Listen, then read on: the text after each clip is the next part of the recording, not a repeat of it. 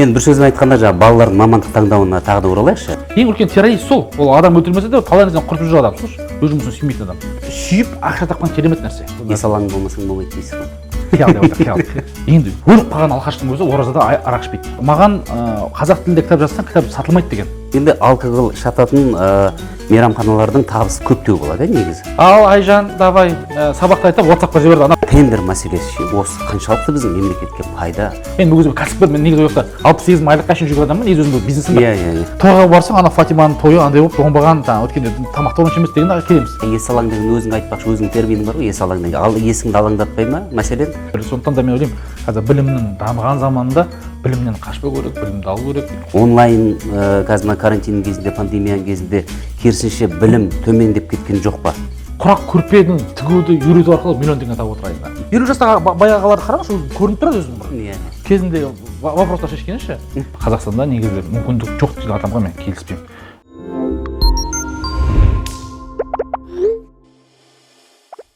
Ассалаумағалейкум ардақтыларым. Сіздермен Дарын онлайн платформасы арқылы жиі жүздесіп жүрген біз тағы да осындай сүбелі сұхбатты жалғастырсақ деген ниеттеміз.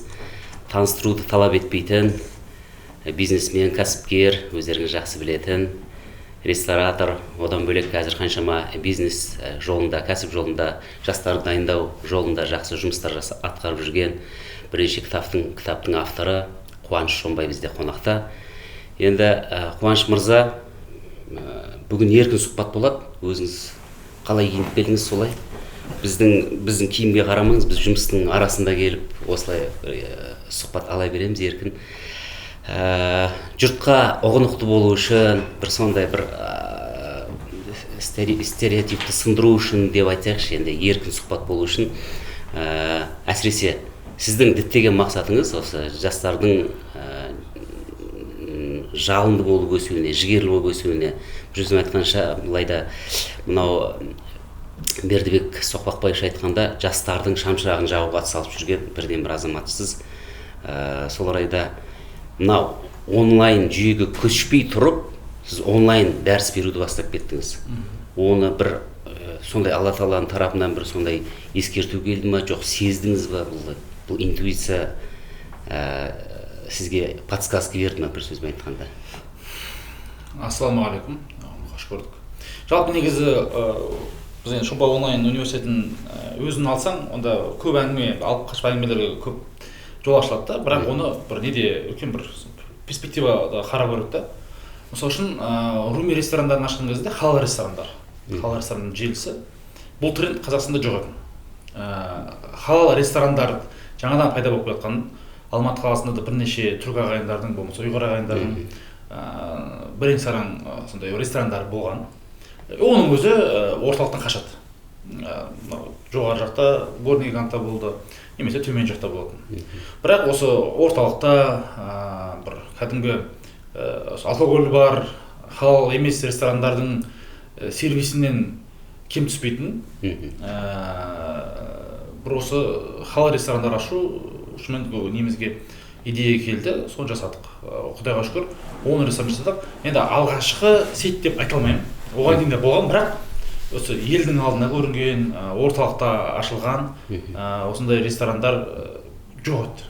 Біз соны бірінші жолы аштық.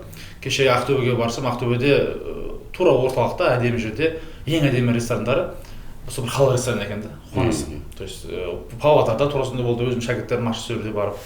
Вот халал ресторан, қазір халал деген өзі былайша айтқан кезде таңғалмайды елдер. Қазір мысалы Пармиджано групп деген бар. Пармиджано групп бұл недегі еліміздегі ең лакшери сегментте жұмыс істейтін сет. Олардың өздері халал ресторанын ашты. Енді былайша айтқан кезде енді бір қалай деп айтсақ болады, бір Луи Виттонның бір халал бір киім несе бутик ашқан сияқты нәрсе ғой, олар бір хиджабқа арналғаншы. Сондықтан да ойлаймын, бұл да біз кірдік, бізден кейін ол көбейді. Екіншісі бұл кітап жазу нарығы қазақ тілінде. Мен енді қазақ тілінде бірінші осы тақырыпта жазылған кітаптардың бірі енді Кәмшат Бекжігітова ханымның кітабы ғой. Ойыңды өзгерт, өмірді өзгерт. Ол хронологиямен солай болған, бірақ бірдей жазған сияқтымыз. Сол кісіден кейін, ол кісі 18-ші жылы шығарса, мен 18-ның аяғында шығардым.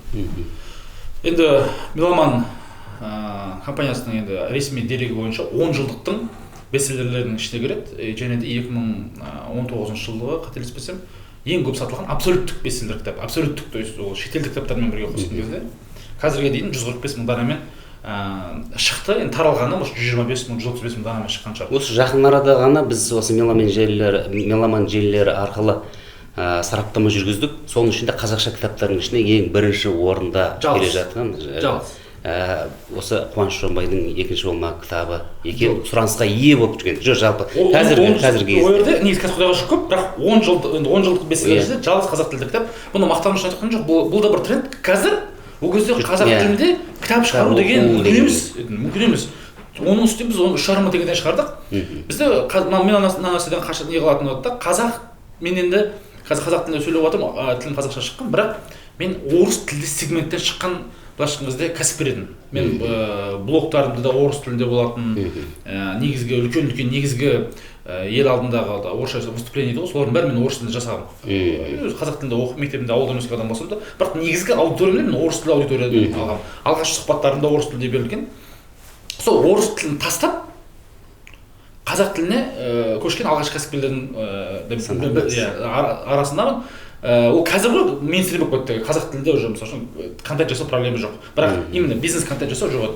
То есть қазақ тілді кітап қазір Құдайға шүкір жылына бір 20-30 кітап шығатын шығар. Ол кезде бір 5-6 кітап шықса, 20-30 кітап шығады. Енді оны да біз басында болды деп ойлаймыз. Енді одан кейін қарасақ, онлайн университетке де алғашқылардың ең алғашқысы да солай ғой, ең алғашқы бірі болып енді кемінде біз аштық. Сондықтан сөйтіп қарасаң бір логика пайда болады. Оған енді мен бір енді Алла тағаланың бергені ол сөзсіз, одан ешкім қашпайды. Бірақ та осы бір интуиция демей ақ қояйын, бір тренд соған бара жатқанын өзім байқадым да. Бірақ ол трендте бұның иллюзия знания дейді, обратно дейді ғой. Біз мысалы үшін бірісі болып кеткеннен кейін құлақ болған адамға айттым саған құлайсың деген сияқты әңгіме ғой. Қазір оны түсіндіріп береді любой адам, бірақ ол кезде сол моментте ол шешімді қабылдау үшін мен ойлаймын, жүрекке жақын нәрсені істеу керек та. Мен мысалы үшін ойландым, маған халал ресторан қалай келді?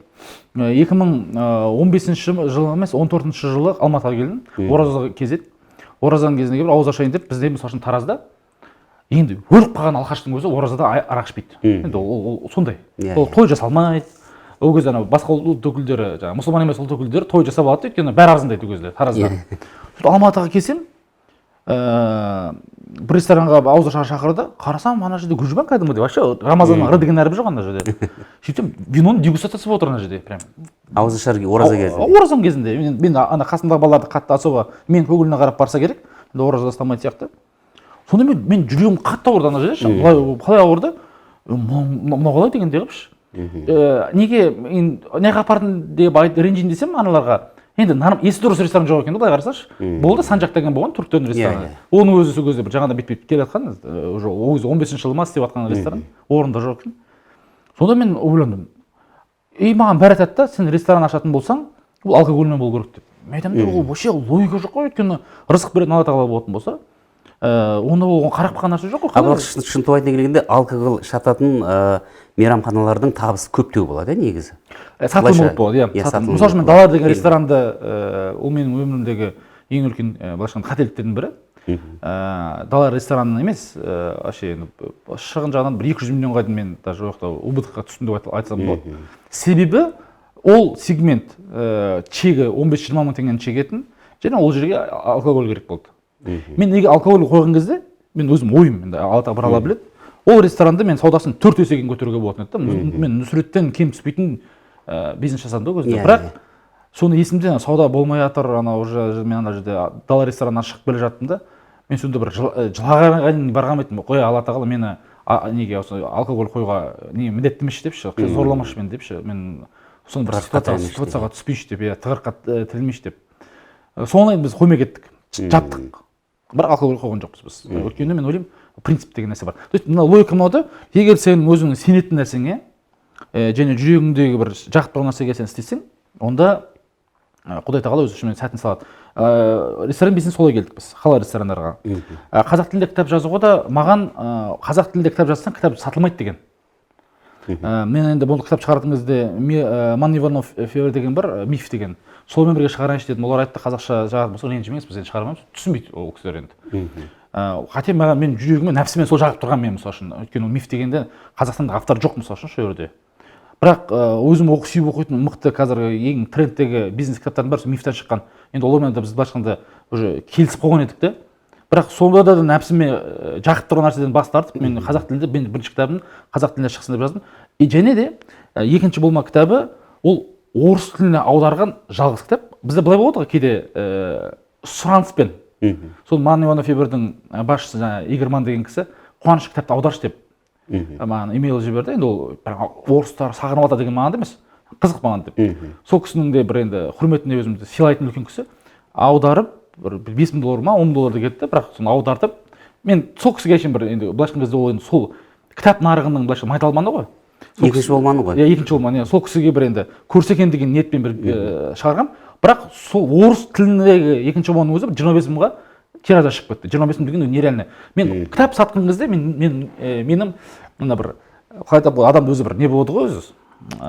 Бір меже болады ғой. Менің межем Баян Есентаева болатын. Өйткені Баян Есентаева 20 мың кітап шығарған. Мен ол кезде ауылда жүрген кезім бұл 2014 жылдары ма Баян Есентаева кітап шығарды да. Мен ойлайтын, оқысам да ішіне керек еді, қатты бір енді. Мен бір толқынатын, менің өзім түсінбейтін кітап не екен да. Мен ойладым, неге? Қалай 20 мың алсам ба деп. Мен өзім екінші болмай шығарғанда 20 мыңнан ассам, мен супер сезінетіндей болдым емес. Құдайға шүкір 145 шықты да в итоге мысалы үшін. Екінші болма жалғыз кітап. Екінші болма орысшасы 25 мың кетті орысшасы. Жалғыз кітап ол орыс тіліне сұраныспен аударылған. Бізде шығарады аударады ғой. Негізі бізде кітаптар қазақ тілінен орыс тілге аударылып жатса, қазақ тілінен орыс тіліне өздерінің өтінішімен аударды. Сатылым да соны көрсетеді. Бірақ қырғыз ағайындарымыз мысалы үшін әлі күнге соны қазақ тілінде оқиды. Мысалы сол екінші болма кітабын.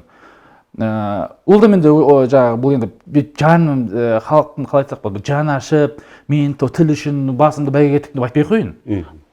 Жай үшін бір жүректен шыққан сон тілек сөздер. Жалпы осы бизнес саласында кәсіпкерлікке баулу мақсатында жазылған дүниелердің терминдері қалай болады? Мысалы, ағылшын тілінен, орыс тілінен қиындық тудырған жоқ па? Мысалы, лексиконның дамуы, багаждың болуы, сөздік қордың. Менде қазақ тілінде мысалы үшін қараңызшы, лидер деген сөз қандай әдемі сөз, соны қазақша біз аударады көшбасшы дейді. Енді теппейді. Мысалы үшін орысша совесть деген сөз әдемі естіледі. Қазақша аруждан Башқаңыз архаизм болып кеткен да. Мысалы, аружан жоқ па десең, сен ана төбелесте бір ана тоқтататын сөз емес та ол қазір. Мен соны ойлап жүргем, мысалы үшін бет қайтару деген бар, отказ деген бар, басқаша тілде. Сода мен ойындап жүрген кезде Абайдың қара сөздерін оқысам, Абай атамыз ана жерде енді действительно сол көп нәрсені алсаң болады, бір ойын қысылсаң Абай атамызға барасың. Ана жерде закон, там басқаша бір орыс тілді сөздерді қолдануға қысылмаған, немесе қазақ тілін байытуға қорықпаған да. Иә, арабтың да тілдері бар. Иә, қатты қысылмаған. Сондықтан мен сол логиканы алдымда мен кейде былай айтамын, мысалы үшін ненің мені байсалды қабылдамайды деген бүгін кеше сөз шықты. Не істеп отырмыз да, текст жазыпты да, мені байсалды қабылдамайды. Айтамын да, мені байсалды қабылдамайды деген қазақшасы мені серьезно қабылдамайды деймін да мен. Бұл сақ тіл сияқты болып кеткен ғой, өйткені оқыған адам оны түсінбейді да, ол ана серьезно менсінбей жатыр деген сөз ғой переводы. Бір ана сөз бермейді. Сондықтан да мен ол терминологияларда қатты қысылмай, шынымен де орыс тілі болатын болса, орыс тілін қосу, өйткені ана орысша айтқанда обиходта ол орыс тілде кетіп қалған да ол жерде. Енді оны қазақша айтсаң, мысалы үшін жаңағы интернетте желі деген сияқты ол да интернет, пианино, оны мен қатты бір бүкіл нәрсені аударуға не қылмаймын. Менің өрдегі принципім түрік тілін білгеннен кейін мен түріктер сияқты отансүйгіш және түріктер сияқты өзінің тіліне, өзінің діліне, өзінің мәдениетіне қатты байланған мен ұлтты білмеймін. Бар шығар, мен мәдениетін білетін. Мен қараймын, орыс түріктер мысалы үшін қай тілдерді қай сөздерді аударған. Мысалы үшін орыста лидер деген сөз лидер, стресс деген сөз стресс. Мен түріктерге аудармаған болса, мен айтамын, демек бізге аударып қажет жоқ. Өйткені ол түріктер аударып қоятын еді. Мысалы үшін түсіну үшін түріктер компьютер деген сөзді аударғанда Белгисайыр деп. Машина деген бізде әлі машина деген сөз болса, араба деп аударған. Араба деген сөз. Компьютерді қалай аударған? Белгисайыр дейді. Бүкіл әлемде компьютер, түрік тілінде Белгисайыр. Ол не мағынаны береді? Белги деген білім, сайыр деген белги деген дата, информация, мағлұмат, сайыр деген санайды деген сөз ғой. Нені мағлұматты өлшейді деген сөз болады. Әдемі естіледі. Сондықтан мен қараймын, әйтпесе біздің кейбір енді қиял филологтар бүкіл нәрсені бір ауыстыру баламасын жасағысы келеді, бірақ кейде қиын. Мен уақытысында осыдан бір 20 жыл бұрын айтқан әңгімем бар еді. Бесікті, мысалға бесікті айтайық, дастарханды айтайық, ақсақал дейік, орыстар ақсақал дейді, за дастарханым сидим дейді. Сондай сөздер кейде ақбата дейді, ондай сөздер жаңағы бізге тиесілі сөздер қалу керек деп ойлаймын да, мен түсінігімде. Жаңағы өзіңіз айтпақшы, лидер немесе жаңағы компьютер, технология, отчет деген сөздер. Олар қалу керек деп мен ойлаймын. Енді қазіргі үнемі құлағымыз түрік жүреді. Бір естіп қалдық бір жерлерде, мысалға теориядан гөрі практикаға көп сүйенетін азаматтардың бірісің, оның ішінде, мәселен, 4 жыл білім алу, бакалавриатты оқу, 2 жыл магистратурада оқу, онан қалай берді, 3 жыл докторантура оқу, осы мәселесі. Мысалға енді біз кейде сондай ұстанымды, мүмкін мен де қателесетін шығармын да. Мәселен, мен 45-ке келіп, PhD доктор атандым. Осы қаншалықты дұрыс сенің тарапыңдан? Мен сізге не жібергім келеді? Мен бір санмен сөйлеген жақсы өзі. Соңғы не бар? 19-шы жылы жасалған зерттеу. Статистика. Зерттеу. Елорда.инфо деген сайттың зерттеуі. Бұл ғылым және білім министрлігімен, атамекенмен қосылып жасалған. В итоге исследования уровень трудоустройства выпускников в 2019 году составил 74%, то есть 74% адам 19 жылы оқу бітіргенде 74% жұмысқа кірген. Средняя заработная плата выпускников 103 тысяч теңге. То есть 4 жыл университет оқысаң 103 мың теңге айлық алады екенсің. Енді түсіну үшін мен айтайын, Румиде жүрген кезде бір техничка сондай айлық алады. Екіге бөліп алады, бірақ егер техничка күніге жұмыс істейтін болса, ол қателеспесем 140 па 150 мың теңге алады техничка. Енді әрине ол техничка қатты көтеріп кетпейді, мына кісілерден көтеріледі ғой. Бірақ 4 жыл оқып техничканың айлығымен бірдей болатын болса, онда оқып не керек дейсіз? Ол енді оқудың мақсаты сенің анау не дейді ғой, бір жылдам бір квантовый дейді ғой, бір серпін беру ғой. Енді сен бір едің 10 болдым деуге барасың ғой, бірге 2 болуға енді қатты бір смысл жоқ, өмір өте соны алып баратыр. Сондықтан да мен сонда диплом үшін ғана оқитын сияқты болып көрінеді кейде. Ол ақша мәселесі емес та, ол точно. То есть білім алсаң байисың деген өтірік, ол жердегі өтірік қағида ол жерде.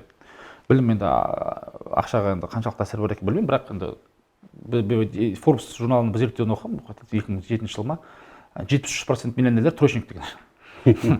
Бірақ неде біз үшін біз бизнес мектеп аштық. Осы қазір соңғы трендтердің бірі бизнес мектеп, үлкен қаражат салып үшін аштық. Сол үшін қазір мен отчет алып келатырмын, журналистен келатырмын соған. 3-ші ай оқып біткен жоқ, 2-ші айын бітірді. Ақша тапқан адамдардың орташа суммасы 306 мың теңге. Бүгін қазір отчетты қазір алдым. Бізде 3 айлық курсты оқып жатқан адамның 2,5 ай болып отыр. 2,5 айдың ішінде ақша тапқан адамдардың орташа табысы 306 мың теңге. Әрине біреуі 50 мың тапты, біреуі 700 мың тапты, бірақ орташа табысы 306 мың теңге.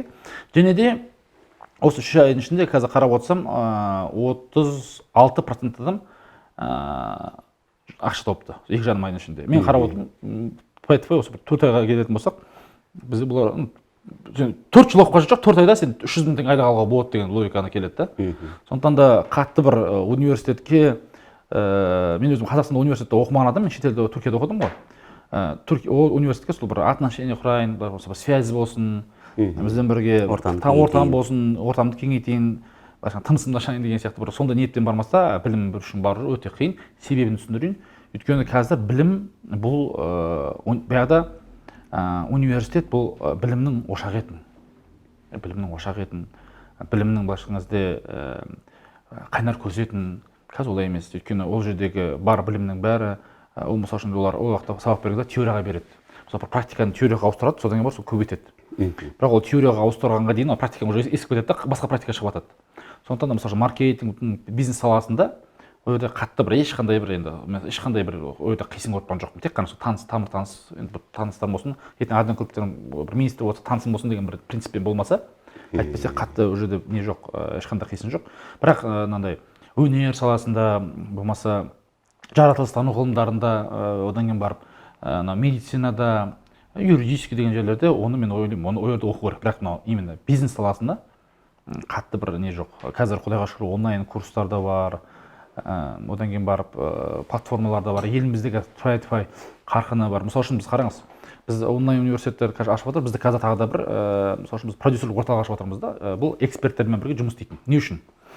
Өйткені білім қазір университетте емес, білім жекелеген тұлғаларда. Мысалы үшін сіздің бір басыңызда Жүргеновтегі 10-20 профессордан қарағанда көбірек білім болуы мүмкін. Мен бар деп айта алмаймын, мүмкін теорияда. Ол бизнесте ол 100%, сондай. Бір кәсіпкердің бойындағы білім ол 20-100 профессордан жақсы да, практикалық білім. Сондықтан егер де біз кәдімгі актуальный біліммен жұмыс істегіміз келетін болса, онда университетке байланбай жекелеген тұлғалар да не бөлісу керек та, біліммен бөлісу керек. Бұны peer-to-peer экономия дейді. То есть тұлғадан тұлғаға беретін экономика. Қазір енді біз именно маркетинг саласын алайық. Психология саласына қатты келген жоқ, бірақ жақындап қалдық тұлғалық дамуға. Маркетинг саласында біз көп уақыттан бері орыс тілінің бодандығынан шықтық деп айта аламын қазір. Өйткені кез келген маркетингтік құралдарды қазақ тіліне біз Америкада жыл сайын өзі 3 үлкен конференция болады. Неге автоворонкаға байланысты, трафик секрет дейді. Және орыс тілдегі мамандар сол жаққа барады, көреді, 3 айдан кейін аударып, бір 6 айда кітап қып жазады. Қараңыз, болмаса 6 айда ма 7 айда кітап қып жазады, ол 8 айда Қазақстанға келеді. Қазақ тіліне аударылатын болса тағы бір жыл кететін еді. Мысалы үшін айтайық, 19-шы жылы шыққан білім 20-шы жылы бізге келген қазақ тіліне. Олар 20-шы жылы тағы да бір конференцияға барып тағы да кітап шығарады. Былайша айтқанда біз 1,5-2 жыл қалып жүреміз. Ескіріп үлгереді ол келем деген. Әрине, ол ешқандай актуальны жоқ. Сонда біздің қазақ тіліндегі кәсіпкер соңғы қазақ тілінде шыққан білімді алған күнімен де ол орыс тіліндегі адам, орыс тілді қазақтан немесе орыстан ол ровно 1,5 жыл кешігіп жүреді. Алады, қорытады, нәтиже шығарады. Мысалы үшін айталық, бір технология бар, мысалы кофенің шығару тәсілі бар.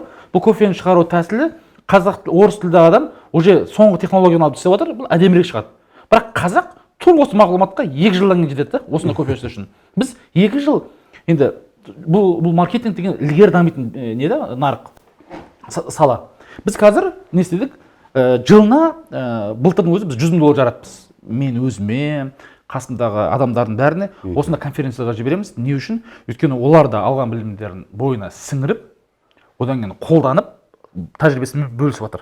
Енді біз, мысалы үшін қазір қарапайым мысал айтайық, вебинар жасау деген тақырып бар. Вебинар жасау деген тақырып бойынша біз орыс тілді кез келген спикерден қазақ тілді спикер қазір айналамызда жүрген, мысалы үшін Құлан Мектепберген, Меруерт Бербайұлы деген азаматтар, қазір осы салада жүрген азаматтар, даже мен өзімде де қарайтын болсақ, кез келген адамды қойсын, біз салыстырсын.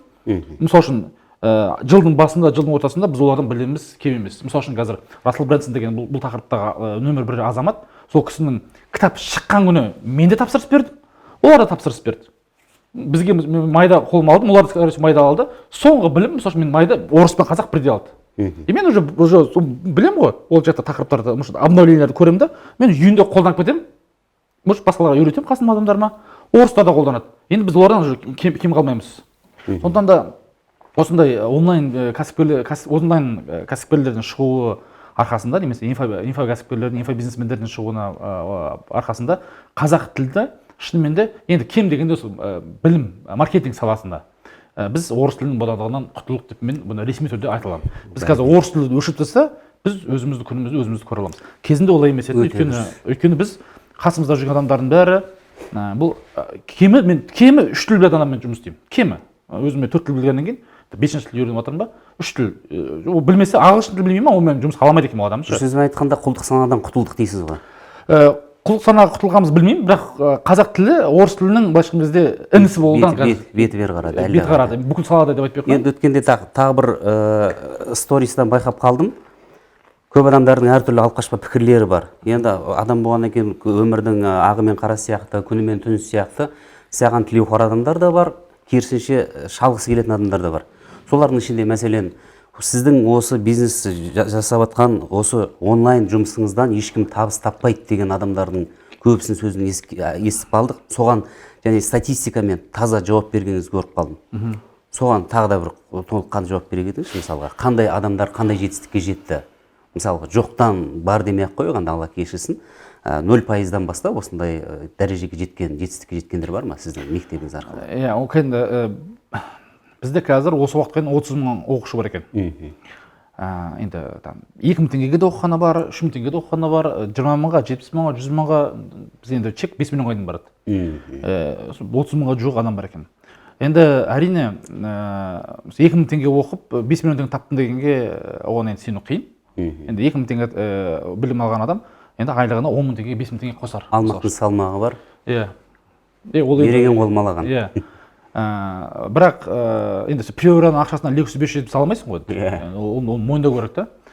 Бірақ мысалы үшін өткенде вакцина деген бір курс саттық 9999 теңгеден, оған біз миллион теңгенің курсын бердік. Сказано, бізде карантин болды ғой, белдің бәрі қиналып жатқан кезде біз миллион 200 ба теңгенің курсын біз бір айға доступ аштық сол кісілерге. Сол кезде неде Қызылорда қаласында құрт сататын бір кісі бар екен, мен қазір скриншот мүмкіндік болса мен сіздерге жіберемін, бар ма жоқ па білмеймін. Құрт сатып жүрген кісі. Сөйтеді да өзі карантин болып жатады, чухоға өтеді. Бізде инстаграмды қалай ашу керек, таргет қалай жүргізу керек, қалай видео түсіру керек, қалай сөйлесу керек, қалай клиентпен сөйлесу керек тақырыптар бәрін айтады. 640 мың теңге таққан. 340 мың теңге таққан кісілер бар. Қызылорданың өзінде соны бір екі кісіні білемін да. Енді бізде көп болғаннан кейін қайсының бір баяғыда да бір 10 оқушың болса жатқа білесің ғой, 30 мың шәкіртің болғаннан кейін енді ол да қиын. Бірақ енді онлайн білім алу арқылы өзінің кәсіптегі нәсібін еселеп жүрген адамдардың бірі болады ма? Өзіммін да. Мен өзім мысалы үшін Америкадағы мен жыл айына кемі бір марафонға қатысамын. Ол жақта біз марафондар қазір 5 мың, 9 мың, 3 мың, 7 мың деген марафондар ғой. Ол жақта любой марафон 100 доллардан басталады. Любой марафон 100 доллар Америкада. Өйткені клиентке реклама сату қымбат тұрады да, одан төмен бола алмайды 100 доллар. 500 доллар бар, 1000 долларлық марафондар бар, ешқандай айырмашылығы жоқ. Сол алған біліміміздің бәрін қолдану арқылы, мысалы үшін бір нәрсе айтайық, қазір мен қазақ тіліне ана бір не қылдым, бір показатель енгіздім. Бизнестің тамырын басу деген көрсеткіштерді енгіздім да. Бизнестің тамырын басу деген сөз, ол қанша показ болды, оның қаншауы жаңа клик басты, оның қаншауы сайтқа өтті, қаншауы лидқа айналды деген нәрселер бар. Осы документті біз жасап шықтық. Ол документті мен соңғы қалған осы білімдермен өзім жасадым. Соның арқасында мен бүгінгі жаңа отчет қарап отырсақ, өткен аптаға продажамен, осы бүгінгі енгізген аптаның продажасын қарайтын болсақ, бізде почти 100% көбейген, 2 есе көбейген. Енді суммамен алатын болсақ, плюс-минус 30-60, примерно 7 миллион теңге разница болып тұр. 7 миллион көбірек тауыппыз біз. Осы апта, өткен аптаға қарағанда, бір осы бизнестің тамырын басу деген мен ат қойдым мен сондай. Сол документ енгізген кезде. Ол документ қайдан келді? Ол документті мен осы Америкада оқып жатқан жаңағы Рассел Брэнсон, Фрэнк Гордон деген кісілер бар. Солардың білімдерін алып қолданған кезде. Мен мына нәрсеге қарсымын, бірақ мысалы үшін үйрет, ақша тап деген модельге мен қарсымын. То есть үйреніп аласың, соны үйретесің. Бұл қарсымын. Ол енді былайша айтқан кезде бір түсініксіз схема. Біздікі үйренейік, қолданайық, жұмыс істеп айтамыз да, бала айтады, жігіттер, мынау жұмыс істейді екен, давай мынаны қолданыңдар деп біз айтамыз да. Үйренеміз, қолданамыз, одан кейін бір ақша табамыз. Біз білімді қолданғаннан көп ақша келетінге біз сенеміз ғой. Сондықтан да ол айта берсең көп бір әңгіме көп, бірақ мен өзімнің ойым, енді ютубта кейс бар, Күннұр деген қызының кейсін көрсеңіздер болады. Күннұр ханым мен Алмаз деген екеуі ерлі зайыпты. Мынандай история болған ғой, ол кісілерді енді өзі айтқанбыз, досына кредит алып береді. Сөйтті досының кредиті 30 мың теңге айына төлеу керек екен, төлеуден қиналады. Енді екеуі даже ажырасуға дейін барады ғой, досы күйдіреді ғой, енді ол ажыраспайтын шығар, құдай сақтасын, екеуі де мұсылман жігіттер ғой, қыз бен жігіт. Бірақ енді анау күйдіреді ғой, ішкейді ғой, ашынады, қиналып жүрген кезде. Сонда бізде 5 мың теңгелік бір марафон қатысады еді, ақша жетпей қалады. 2 мың теңге қатысады, 3 мың теңге қарызбен. Сөйтіп соған қатысады, сол қыздар қазір осылай 800 мың тауып отыр солар. Осыдан бір жыл бұрын олар 2 мың теңгелік курсқа төлей алмайтын. Қазір мен қазір любой курс жасаймын ғой, мысалы 150 мың теңге курс жасап келеді, 100 мың теңгелік курсыма келеді, 200 мың теңгелік курсыма келеді, 300 мың теңгелік курсыма келеді. Любой курсқа кез келеді. Ексең орасын, берсең аласың. Иә, мысалы жаңа осыдан 1,5 жыл бұрын 2 мың теңге 5 мың теңге төлей алмайтын кісілер, қазір мысалы 500 мың теңге курсыма төлей алатын кісілер. Бұл енді көрсеткіш қой жаңағы. Сондықтан да онлайн білімде білім алып табысыңды арттыруға бола ма деген сұраққа енді бұл Алла тағаланың рызық мәселесімен де кішкене не қылу керек, шешіп алу керек та. Бізде енді рызықтың бәрі Алланың қолында деп ойлаймыз ғой. Маған содан Марғұлан аға Сейсенбай кезінде бұл енді 4 миллиард долларлық IPO жасаған, 2007 жылы 1 миллиард 250 миллион доллар чисто наличка пайда көрген азамат қой енді. Басқаңызда енді бізде ауызы қисық болса да бай баласы сөйлесін деген мағынасы былай бай болса сөйлей берсін емес, енді бір әрекеті бар ғой, несі нәтижесі бар ғой деген принциппен ғой. Бірақ Марғұлан ағаның ауызы қисық емес, бұл кісінің көп оқығаны бар, тоқығаны бар. Сол Марғұлан аға маған осыны бір әдемілеп түсіндіріп берді. Қуаныш қара дейді, егер дейді сен бәрі Алла тағаланың қолында деп ойлайсың, солай ғой, солай былай деп есептейді да, сенің бір бөлме бар, сол бөлмеде сен қалаған нәтиже тұр. Қаласың табысқа байланысты, біліміңе, карьераңа байланысты, отбасыңа байланысты, разница жоқ. Ол есіктің 100 символдық коды бар дейді да, 100 символдық коды бар. 100 сәйкес келгенде ғана ашылады ол есік дейді да. Біз бәрі бүкіл нәрсе Алла тағаланың қолы деген ойлағанда былай ойлаймыз дейді. Сол 100 кодтың біреуін мен табам, 99-ын Алла тағала береді деп ойлаймыз дейді. Сөйтіп бәрі дегеннен кейін бәрі Алла тағаланың қолы деген сөйтіп ойлайсың ғой. Қате дейді. 99-ы сенің қолыңда дейді, біреу Алланың қолында дейді. Неге десең қара дейді. Алла тағалада вето бар дейді да. Егер сен 99 әрекет жасасаң да, біреу сәйкес келмесе ол ашылмайды есік дейді да. Алла тағала ол өйткені ол қаласа береді, қаламаса бермейді. Бірақ 99 әрекет ол сенен болу керек дейді да. Ал осы жерде қарап едім, маған шынымен қатты көмектесті. Кейде мысалы үшін көресің, бізде қазір CTR деген бір показатель өлшеп жатырмыз, жаңағы кликабельность. Ол енді мен табысыма қаншалықты әсер етеді, белгісіз, например. Бірақ ол жасау керек пе, жасау керек. Мысалы үшін апталық спринттер дегенді енгізіп жатырмыз. Ол табысыма қалай әсер ететінін білмеймін, бірақ жасау керек пе, менеджмент саласынан жасау керек. Біз жаңағы оптимизация фот KPI көрсеткіштер бойынша қазір білім алып жатырмыз. Табысыма әсер ете ме, белгісіз, бірақ жасау керек пе, жасау керек. Сондықтан да мен айтамын да, өзімнің құлдық функцияларын атқарайын. Болып жатса Аллаға шүкір, болмай жатса демек тағы да іздейміз да, Алла тағаланың нәсіп берген жердің. Сондықтан да анау онлайн курсқа қатысты ма екен деген ол өте маңызды көрсеткіш, бірақ ары қарай тағы да 98 әлі әрекет бар екенін ұмытпау керек та. Амал керек. Енді мынау Дарын онлайн платформасынан хабардарсыздар. Бұны жаңағы Асхат Аймағамбетов білім және ғылым министрі қолдады. Жүре қараған жоқ, кәдімгідей жіті қадағалап өзінің азаматтығын танытты. Енді осы орайда қазіргі жастардың білім алуына қандай баға бересіз қазіргі сәтте онлайн оқу жүйесіне? Онлайнға дейінгі білім алу жүйесі қалай болды бізде?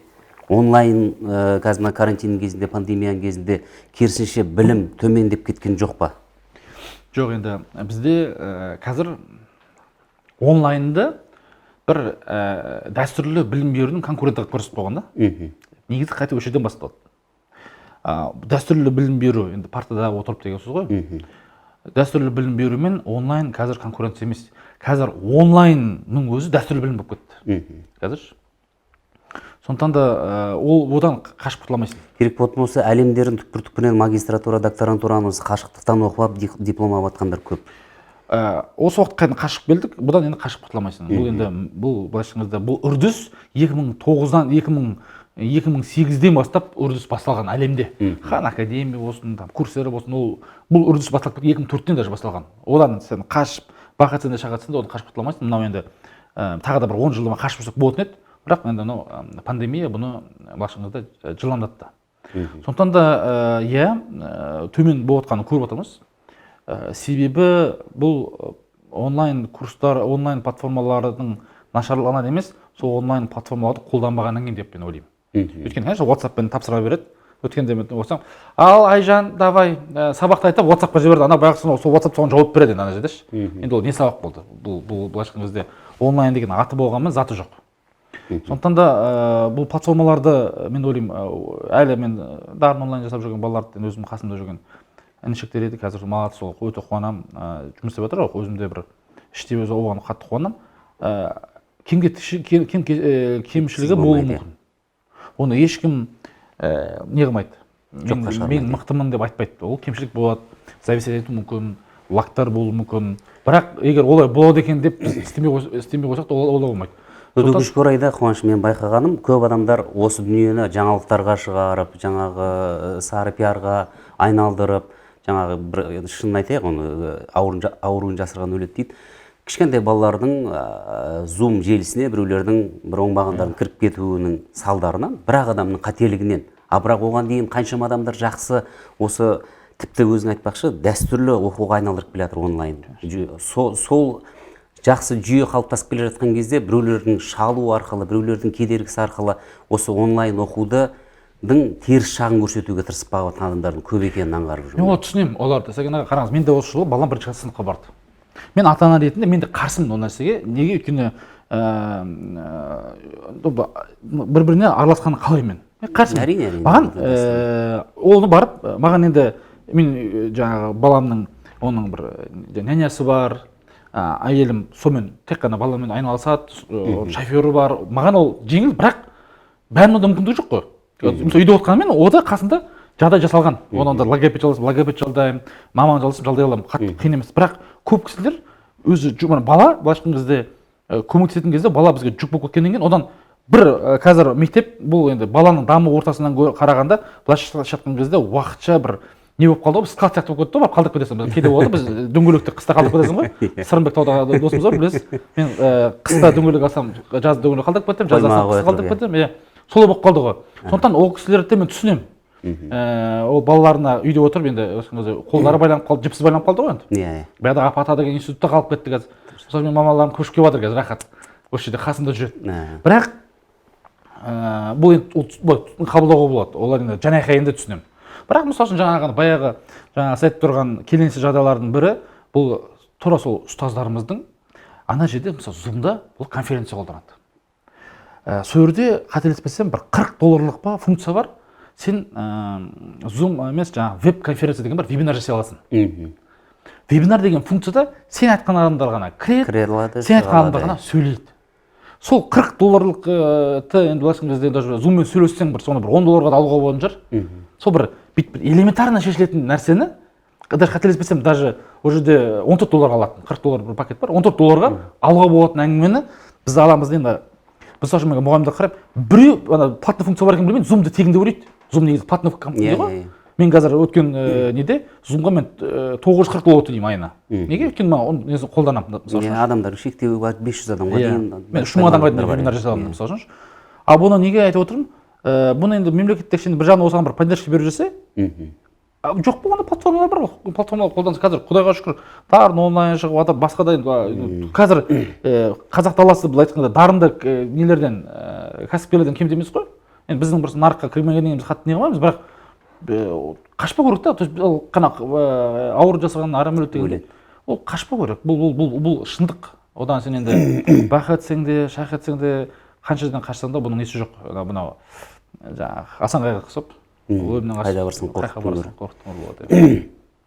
Енді ұстаз ретінде бір сөзім айтқанда қазір егер дәстүрлі оқуға әзір келе қоймасақ та бір онлайнды ары қарай жалғастырып кете беруге болады, егер пандемия біткен жағдайда да Алла нәсіп етсе. Сәкен аға қараңыз, мен 3 жыл мұғалім болған адаммын. Мен жұмыстан шығарылған адаммын. Мұғалімдік деңдерші, мен ана бар андай бар өзімнің желаниемен кеткен жоқпын. Мені кәдімгідей шығарылуға басқанда мәжбүрледі. Бұл бірақ директор досым еді, андай емес. Жау болып кеткен жоқ, бірақ мен енді ана жерге сыймадым мен. Себебі, айтайын сыймаған себебімді, 3 жыл мен мұғалім болдым. 2012 жылдың сәуір айынан 2015 сәуіріне дейін 3 жыл бойы мен жұмыс істедім. Мұғалім болып. Аптасына 5 реттен бастағым, кейін стандартқа сай болған жоқсыз ғой. Иә. Өйткені ана жерде көзіңе бақырайып тұрған былайша айтқан кезде енді бір болмайтын нәрселер тұрады. Мысалы үшін жаңағы ет бермеде жаңағы күйеу балаға төс беріледі, күйеу балаға жамбас берсең жөндейсің ғой, болмайды ғой енді ол. Сол сияқты көзіңе бақырайып тұрады да. Мысалы үшін маркетинг сабағы болдым, сол жерде өзінің жаңағы не бар, календарный типичный план, одан кейін бар план не береді, план береді, осы сабақ бойынша өту керек дейді. Ана ашып қарасам маркетинг деген нәрсе негізі бизнесті дамытуға, ақшаны көбірек табуға арналған нәрсе. Анау планды жазған компания банкрот болған ғой. Не береді өзі, рецензия береді, түсіндіңізші?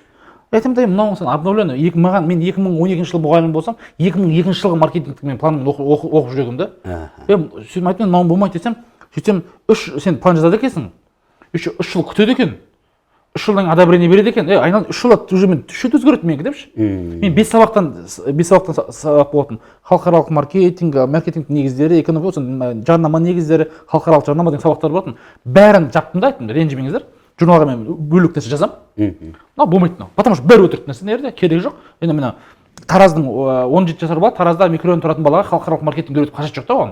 Оған кәдімгідей ертең бар жұмысқа тұру керек мысалы үшін қарап отырсаң. Сонда сол балалар 36 кітап оқыды. Мен 36 кітаптың тізімін бердім. 2 жыл ішінде 36 кітапты оқыды.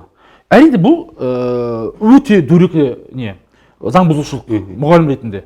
Журналдар өтірік толады, өйткені ол мен силабус толтырмайсың. Иә, силабус ол қоя сал, потому что өтірік толтырамын, бірақ өтірік ол. Потому что мен үйреткен жоқпын. Формально. Ана берейін десем, аналар маған жармаш еді. Сөйтіп сол жердегі заводчикісі келді.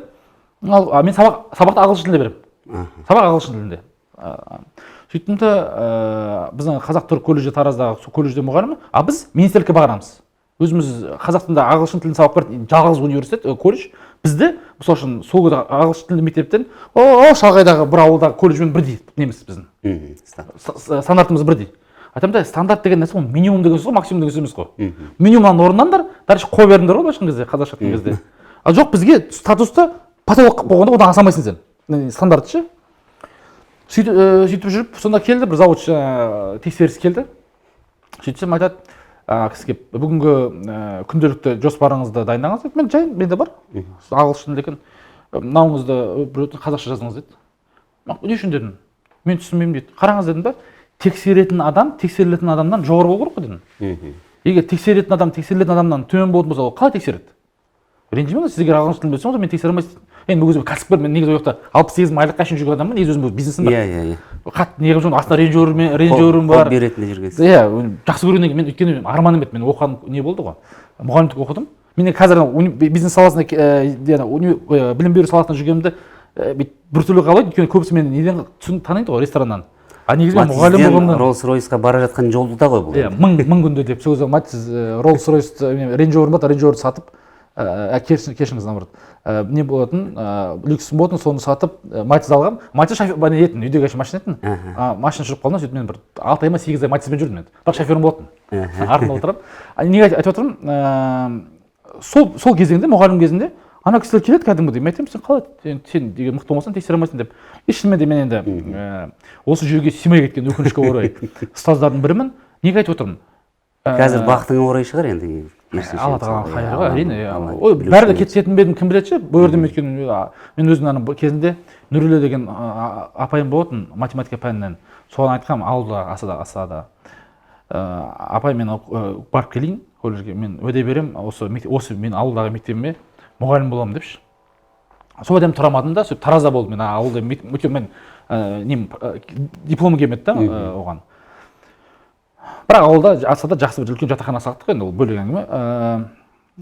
Сондықтан бұл кісілерден қазір мысалы осы даже тот же Дарын онлайндың платформасына сабақ өтуін талап өту басқанда қиын екенін түсінемін. Өйткені бұлар Дарын онлайн тұрмақ, мен әшейін сабағын өткізейін дегенде вице-министрге сол кезде бір күйдіріп жіберетіндей қылып, Абалонодан сол кезде бір тексеріс келіп төңкеріп жүретіндей қылып жүрді. Бірақ сол кездегі балалардың бәрі қайтып мен қазір қарасын нәтижесін, қазір 2015 жылы біткен колледж шығарсын. Араларында бар енді кейбір кісілер қай жерде болмайды, бірақ жағдайлары жақсы тәуіп жұмыс істеп жатыр. Қазір енді Дарын онлайнның бір ерекшелігі, қолжетімділігінің бір тұсы, кез келген уақытта планшетке бір отбасында адамдар таласып қалмайды. Кез келген уақытта қалаған уақытында көріп, айталық бір үйде бір компьютер болатын болса, бұл сабақты қайтадан көруіне мүмкіндігі бар, қайталауына, сосын енді апта сайын обратный связь өзіңіз білесіз, кері байланыс орнату арқылы балалармен жеті байланыста болады. Енді мысалға мына мәселеге келейікші, Қуаныш мырза. Мен өзім өнер саласында жүргеннен кейін, өзімнің Темірбек Қаралы Жүргенов атындағы өнер академиясының, Қазақ ұлттық өнер академиясында 2000-ға жетпейтін студент бар. 2000-ға жетпейді, бакалавр, магистрант, докторантура бәрін қосқанда. Ал басқа жоғары оқу орындарын алсаңыз, мәселен, медицина саласын алайық, жаңағы Казгуды алайық, аграрныйды алайық, осының барын алған кезде 8 мыңнан, 10 мыңнан, 12 мыңнан студенттер бар. Біз, мәселен, тақ десең тауыққа тиді дейді, болмаса түйені таныған тікенек дейді, бірінші көзге түсетін өнер адамдары. Сахна, айна деп жатады. Бірақ осы біздің басқа салалар кенжелеп қалып жатқан жоқ па? Бизнес саласынан бөлек, мәселен, ауыл шаруашылығын алайық. Өткенде Арман Бердалин деген замандасымыздың керемет бір дүниесін оқып қалдым. Осы кейбір ауыл шаруашылығы министрлігінде жұмыс жасап жүрген кейбір адамдар, барлығына бірдей топырақ шашпаймыз. Кейбір адамдар тіпті сиырды тірідей көрмеген шығар, немесе қораға барып көрмеген адамдар да жұмыс жасап жүр дейді, өкінішке орай. Мысалға сол тараптан келген кезде өткенде осы пандемияның кезінде біз өзіміздің олқылықтарымыздың барлығы көрініп қалды. Медицина саласынан болсын, қай саладан болмасын, мейлі енді. Әр саланың өз фонограммщиктері бар, былайша айтқанда. Әр саланың өзінің жанды дауыста шынайы аспаптармен сүйемелдейтін мамандары бар. Медицина саласында да Web of Science жүлдегерлері бар, мықты-мықты. TMD елдерінің ішінен осындай жүлдеге ие болмаған Ержан Сәбитәлиұлы деген мысалы керемет эндокринолог дәрігер бар. Ол қазақтың азаматы. Бірақ ол TMD елдерінің ішінде ешкім әлі алып көрмеген жүлдені алған қазақтың азаматы. Сол сияқты, сол медицина саласында жүріп, биіктерді бағындырғандар бар, және сол медицина саласында жүріп, фонограммамен жырқап жүргендер бар, былайша айтқанда, тырнақшаның ішінде. Сол сияқты әр саланың осындай кенже тұстарын, сыбайлас жемқорлықты нағыз маман иесі болып шығу үшін біз не істеуіміз керек қазір осы уақытта? Мысалға, ауыл шаруашылығы дейміз, қаншама жоғары оқу орындарын бітіріп жатыр. Сол азаматтар кәдімгі дәнді дақылдарды қалай себу керек екенін, жерді қалай құнарландыру керек екендігін, осыншама алқап біздің Алла Тағала бізге берген сыйын біз неге игере алмай жатырмыз? Мәселен, тұздық болу үшін, түсінікті болу үшін айта кетейін. Қостанай облысында біз ән сапармен болған кезде жігіттермен көрдік. Кәдімгі комбайндар тұралап тұр. Жігіттер мынаны орып алатын адамдар жоқ дейді. Орып алатын адамдар жоқ. Келіңіздерші, 2 сиырымыз, елбасымыз айтпақшы, 2 сиыр береміз, үйіңізді береміз, бұзаулы сиыр, кәдімгі сауып ішетіндей бұзаулы сиыр, жыл 200 мың теңгелеріңізді береміз, үйлеріңізді береміз. Жас отбасы бар ма? Мейлі 50-ден асқан болса да, сол ары қарай осы жерді қазақыландыратын, осы елді иелік ететін азаматтар бар ма деп бізге кәдімгі жігіттер, әкімдері, жаңа Мағжан Жұмабай ауылының әкімдерінің өзі бізге сондай қолқа салып отырды. Біз сонда неден қорқамыз, не бізге тосқауыл болып тұр қазір байуымызға, ауыл шаруашылығын дамытуға, егін шаруашылығын, мал шаруашылығын дамытуға не кедергі болып тұр деп ойлайсыз? Жоқ, енді біз биыл осы салаға 45 миллион теңге ақша салдық өзіміз отбасы болып. Мен бұл саланы өзім қазір сезіп жүрмін. Өйткені комбайнер деген енді басқан кезде үлкен бір должность қой, механик деген ол. Қойшылар жоқ мысалы шыншы. Қойшылар жоқ. Ол қойшы бір мен санап отырсам, жылына алатын қойын бәрін санайтын болсаң, жобалап 200-250 мың теңге айлығы дегенде салатын болса, қойшылардың айлық нелесі бөлек, показательдер бөлек. Ол да бар, бірақ аға мен сізге айтайын, қарапайым, қазір интернет-маркетолог жоқ. Нерде қазір жақсы істейтін, мысалы үшін кеше motion дизайнер жоқ. Бұл салада бізде мен бір танысым бар, айтады, жұмыс жоқ деп келетін кісілер дейді, қойшы бол десең қойшы болмайды, құрылысшы бол десең құрылысшы болмайды. Сол жатып үйде ақша алуға құмарт барады да. Сондықтан да Қазақстанда жұмыссыздық деген нәрсе бар, бірақ ол жұмыстың жоқтығынан емес, жұмыс істеуге құлқы жоқ адамдардың кесірінен сондай жұмыссыздық бар деп ойлаймын. Бірақ мен бұл өзім андай бір мемлекетті қатты бір талқыға салғанға өзім құмартпаймын. Себебі көп жерде бұл бос әңгіме болып кетеді. Екі адам арасында жаңағы біз қалай жақсартамыз дегеннен гөрі мен бір өте оңай формула бар. Мен қалай жақсартамын деген бір. Одан кейін барып бәрімізді емес, өзімді. Егер әркім бізден құлқын ойлап кеткен, оңбаған деп айтады, негізі бұл өте қате пікір. Егер әр адам өзінің өміріне жауапты болатын болса, әлде қайда біз демократияға баратын едік. Қазақ тілін дамытам деп ойламай, әркім жай өзінің қазақша сөйлегенін, мысалы үшін қараңыз. Осыдан 2015 жылы Алматыға мен алғаш 2010-да келдім, бір екінші рет Алматыға келгенімде, осы бизнес бастау келген кезде, қазақ тілінде сөйлейтін адамдар, бұл пример жобалап айтайын, Төле биден төмен жерлерде сөйлейтін. Даже Ташкентскийден төмен жерлерде қазақша сөйлейтін, басқа жаққа магазинге кірсең, басқа жаққа барсаң орыс сөйлейтінсің. Қазір жайлап өзіңіз байқап қойыңызшы, Есентайдың өзінде сен кафеде отырсаң, қазақша сөйлесең, официант уже қазақша жауап береді. Қазір сен егер өзің барып дікіңдемей, ештеңе істемей, жай қазақша сөйлесең, саған қазақша сөйлейді. Бірақ сен қазақша біліп тұрып орысша сөйлейтін болсаң, қазақша білетін адам естілмейді. Ол не деген сөз? Есіңде бір жерде болсаң қазақша әңгіме болмайды деген жерде, үні шықпайды. Жаңа Алланың аталмаған жерде береке жоқ дегенде, қазақ тілі неден шықпайды. Сен қанша жерден отырып сайрай бер интернетте, бірақ сен барып Есентайға барған кезде Луи Вуттонға кіріп тұрып, ана жерде өзің комплекс сабат етіп, орысша сөйлейтін болса онда сен қазақ тілі туралы айналайын әңгіме айтпай ақ қой. Бірақ сөйлеп бар, сөйлемей ме екен, қазақша сөйлей бер. Бірақ онда үлкен ірі компанияларда қазақша сөйлейтін адамдар міндетті түрде болады. Міндетті түрде болады. Кеше мысалы үшін мен тағы да өзім жасап жүрген қазір миссиям мына үлкен брендтердің қазақ тіліне бет бұру.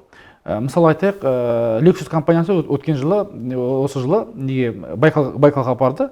6 адам алып кеттік, 5 адам алып кеттік. 6 болды, қателеспесем. Соның 5-еуі қазақ тілді. Онда болмаған. Негізінде 5 орыс тілді, бір қазақ тілді болды. Сырымбек бауырымыз болды, Өркен мырза болды, Қыранбек болды, Қыран болды, мен болдым, Санжар болды. 5-еу екенбіз. Санжар Мади болды. Ал баяғыда 4-еуі де болса, 4-еуі де орыс тілді адам болатын да. Сондықтан да біз қазақ тілімізді қалай көтереміз де емес. Мен қазақ тілін үшін деп айтпай қойшы. Мен өзім қазақ тілі сөйлеуіме не істеу керек? Вот сөйлей бер. Комфортно балаңмен сөйлесіз, комфортно. Біз аламызда өзіміздің немізді, өйткені мен былай ойлаймын да, қазақты құтқаруды қою керек деп айтамын мен ойымша. Өйткені өзім айтамын, басқаға емес. Неге? Сен кімді құтқарады? Жаңағы тексерілетін адамдан қайсысы мықты деген әңгіме, кімді құтқарады? Әлсіз мықтыны ма, мықты әлсізді құтқара ма? Мықты әлсізді құтқарады. Егер сен қазақты құтқарамын десең, онда бүкіл қазақ, онда әлсіз деген сөз. Онда бишара деген сөз, сорлы деген сөз. О қазақтың ішінде кім бар? О қазақтың ішінде қазіргі Мұхтар Шаханов бар, сіз барсыз, бұл тірілерден. Біз бармыз, елді басылап бәрі кетті, о бар, одан бөлек еще қазақ деген ауқымды ұғым ғой. Ішінде Абай бар, кім бар, Қаныш Сәтбаев бар. Сол бүкіл қазақтар төмен. Сен әшейін кішкене өзіңе көкірегіңе ақша бітіп, қалтаңа ақша бітіп, көкірегіңе нан пісіп, қазақтарды құтқару керек деп түсініп отырсыз ба? Өте бір ойлашқан кезде, өте бір андай бір өзің жоғары ой сияқты. Енді басқаңда өте бір терең бір надандықтың былай айтқанда несі да? Надандық деген білмей ғой. То есть сен қазақ ұлт ретінде сенің жоғары екенін білмесең сен надансың ғой демек. Сондықтан да қазақты құтқаруды, қазақ тілін құтқаруды, қазақ тілі саған дейін де болған, сенен кейін де болады. Құтқаруды қою керек. Қазаққа және қазақ тіліне қызмет ету керек та. Олар жоғары, сен төмен. Мен солай ойлаймын. Оны мен басқаға неге ақыл айту үшін айтқан жоқпын. Өзім де осы ой тұрмаған. Басқаға құтқарып қажет жоқ. Қызмет жасайық. Қазақ тіліне қызмет деген не ол? Қазақ тіліне қызмет деген сөз, мысалы үшін мен қараңыз, мен қазақ тілінде кітап шығардым ба, қазақ тіліне қызмет. Мысалы үшін бір жерге хат жазамын ба, Сырымбек бауырымыздың мықты методикасы бар. Олар енді ірі компания ғой. Оларға спонсорлық басқа көмек сұрайтын болса, қай жерде компания болса да қазақ тіліне хат алады тек қана. Ол қашанда Сырымбектің қолынан келетін нәрсе сол. Еліне қызмет. Мен мысалы үшін менде қазақ тілін білмеген адам жұмысқа алынбайды, ренжімесін. Орыс бола береді, қазақ тілін білу керек ол адам. Өйткені неге мен қазақ тілінде контент жасаймын? Дискриминация ма? Білмеймін, дискриминация шығар. Білмеймін. Бірақ мен компаниям қазақ тілінде қызмет жасағаннан кейін қазақ тілін білу керек. Сондықтан да әр адам қазақ тілін қолдану, қызмет қайтадан айтамын, көтеру, құтқару емес. Қызмет жасаса қазақ тілін көбірек болуына. Онда қазақ тілі өзінен өзі көтеріледі. Ешкім құтқармаса да көтеріледі. Сондықтан да мен ойлаймын, бұл жерде жалпы мынау ауыл шаруашылықты жалпы қалай көтереміз деген нәрседен гөрі мен не істеймін? Мен мысалы үшін биыл не істедім? Барып 45 миллион теңге ақша салдықпыз. Барып мысалы үшін қазір сол ауылға, Шоқпар деген ауылда біз қазір бүгін осы бар 7 миллионға мен машина алып берейін деп отырмын, пикап. Ол ауылда жоқ еді пикап. Қазір осы біздің салған инвестицияның арқасында сол ауылда бір пикап пайда болады. Ол пикапты көреді, ана пикапты мынандай машина екен ғой деп. Ескі УАЗикке қарағанда ана мінетін мысалы үшін қарап отырсаңыз. Енді мен ойлаймын, әр адам, енді жарайды ол менің қолымнан келетін нәрсе. Әркімнің қолынан не келеді? Әркім болмаса екі серін бақсын. Жоқ па онда әңгіме жоқ. Мен былай ғой, бір жақсы бір сөз бар негізі. Құпияда 2-ші бода айтқанымша, қолында бір 50 мың теңгенің сағаты, бір $1000 костюмы, ішіп отқан шайының счеты бір 50 мың теңге шықпаса, саясат туралы айтпашы деймін да меш. Оны көп адамдар сен дандай сағасың деп айтады да. Жоқ. Мен 2015 жылы айтып отырмын ғой, мен Матизбен жүрген адам едім, 68 мың айлық алып жүрген мұғалім едім. Әрине жаңағы қасымда кішігірім жаңағы бизнесім болатын. Менде орыс тілін білмегеннен кейін орыс тілін 20 жасымда мен сөйлеген адаммын. Өзі 20 жасқа дейін қызбен танысамай қойғанмын, өйткені біздің Таразда қыздар орыс тілін 20 жасқа дейін орысша білген жоқсың, білген жоқпын мен. Мен орыс тілін қайталап жаңағыдай кітаптарды 5 кітапты көшіріп, әлі күнге мысалы қате жазуым мүмкін мысалы үшін. Одан не қылып жүрген жоқпын да. Жоқ, қалай үйрендің мәселен? Жоқ, орыс тілін мен оқимын, түсінемін, бірақ сөйлей алмайтын да. Жазуым қате болатын, немде сөйлеуімде қате, акцент болады. Әлі күнге акцент бар мысалы үшін. Акцент бар екен деп қатты қысылмаймын мен. Акцентті қысылмау керек. Мұхтар Шаханов ағамыз сияқты әр елдің өзінің ұлттық кодын айқындап тұру керек қой сөйлеген кезде. Кавказдықтар сияқты. Одан қатты не қылмау керек, напрягаться етпеу керек. Акцент деген нәрсе мынау болып тұр да меніңше.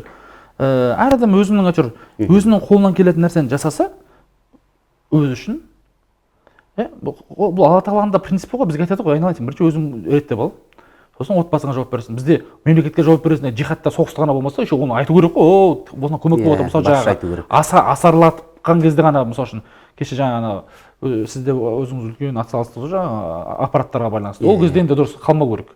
Бірақ өзі айтатын принцип, өзің, отбасың, соны жарылқасаң өзі келіп қалады. Экономика деген не ол? Экономика деген осы біздің Қазақстан 4 миллион экономика болатын болса, 4 миллион отбасы болатын болса, осылардың былайша кезде әл ауқаты ғой экономика деген бүйтіп қарап отырсақ. Әр адам өз отбасына жауап беретін болса, елді құтқарып қажет жоқ, өз отбасына қызмет жасаса, табысы үшін білімін алса, қазір енді аяқ астынан келіп тұрған тағы бір сұрақ та, енді өз кәсіп саласында жүргеннен кейін тендер мәселесі ше, осы қаншалықты біздің мемлекетке пайда, жалпы тендер деген нәрсе керісінше зиян келтіріп жатқан жоқ па?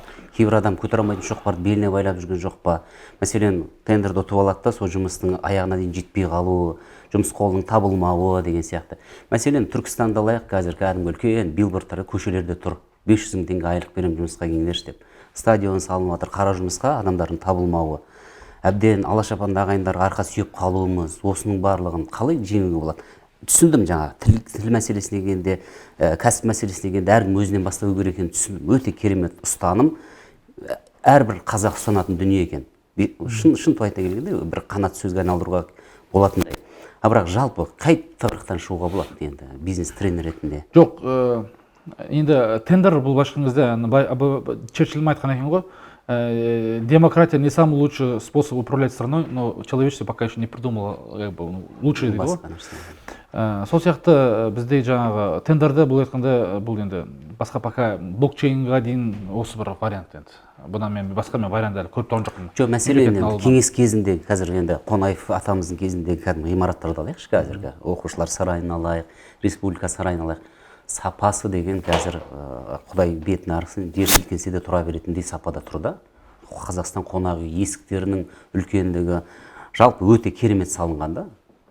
Былайша айтқанда ар ожданмен салынған да. Сонда енді ол кезде мысалға тендер ойнатып бір компанияға беріп сен осының аяғына тұрғыз деген жоқ қой. Сол жүйеге мысалға кейін созағына қайтып келейік деген сөз емес. Жалпы сол жүйені бір қалай бір орнықтыруға болады? Енді білмеймін, ұятқа жұмыс жасау үшін, елге қызмет жасау үшін мемлекет тарапынан кәдімгі бір компаниялар құрылу керек па? Керісінше мен ойлаймын, мемлекет кету керек. Өйткені біздің экономиканың 70% мемлекеттің қолында. Квази государственный компаниялардың бірі. Мемлекет негізі кету керек. Коррупция қақта жүреді. Қазір шыққанда есі дұрыс адам бюджеттен ақша ұрламайды. Өйткені ол уже қазір антикор бар, басқа да бір даже КНБ-дің өзі оны тексереді. Ол қазір Құдайдың құты сотталғанда көрдім. Есі дұрыс адам ұрламайды. Әңгімен бәрі қайда? Әңгімен бәрі осы квази мемлекеттік мекемелердің қасында. Өйткені ең жаман менеджер мемлекет. Енді сіз ол әдемі ғимараттардың салынуы, бұл енді сіз дұрыс атап өттіңіз, бұл Қонаев атамыздың жеке өзінің қарамағында болған, және де соның оржаны болғаннан кейін шығар, бірақ Қонаев атамыздың кезінде 50-ге жуық, 20-ға жуық қала соғылса, сол қаладағы бүкіл ғимараттың бәрі мықты деп айта алмаймын. Барлығы мықты емес деп ойлайсыз ба? Бәрі мықты емес, мүмкін Тараздағы мысалы онша емес ғимараттар да бар. Құлап қалған жоқ шығар, енді бір дизайн, архитектура жағынан айтамын да. Әрине бір-екі нәрсе бар.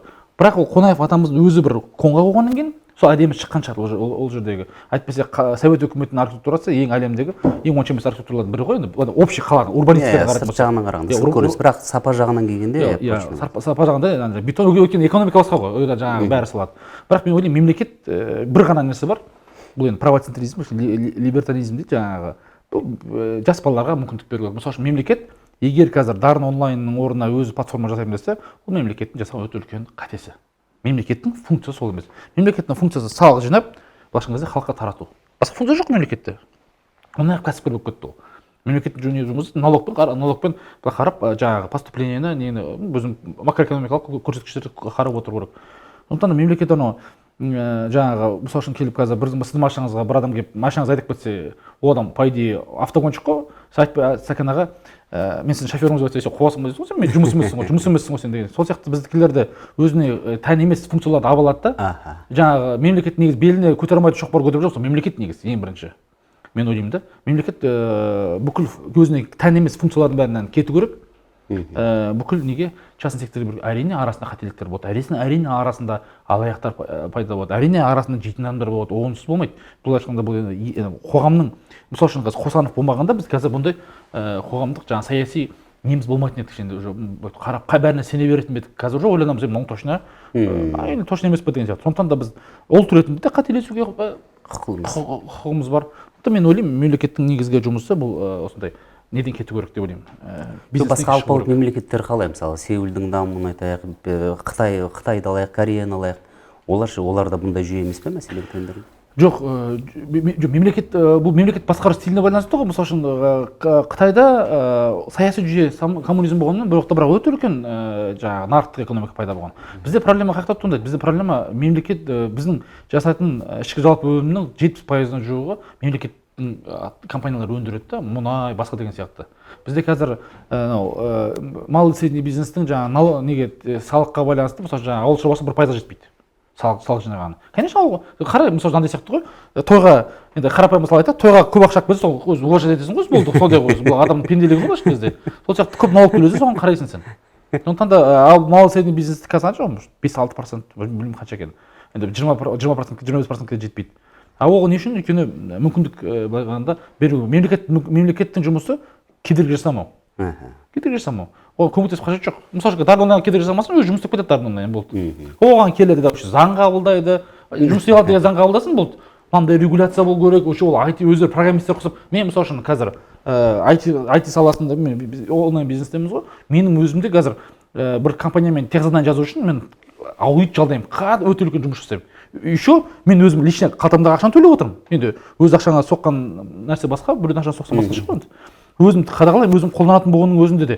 Ал мемлекетте анау адам, оның мақсаты бір ғана нәрсе бар, соттап кетпей болды. Ана жерде ана балаға дұрысты болса екен, икемді болса екен, user friendly болсын екен, user experience, UI, UX деген әңгіме білмейді ол.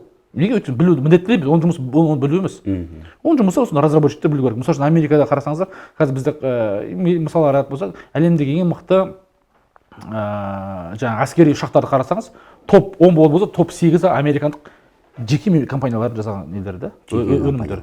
Қазір мысалы НАСАның өзі SpaceX-пен жұмыс істеп жатыр, Марсқа ұшып, өздері НАСА мир біз жаңағы кімді Роскосмос жасай алмаған нәрсені қазір Илон Маск істеп жатыр.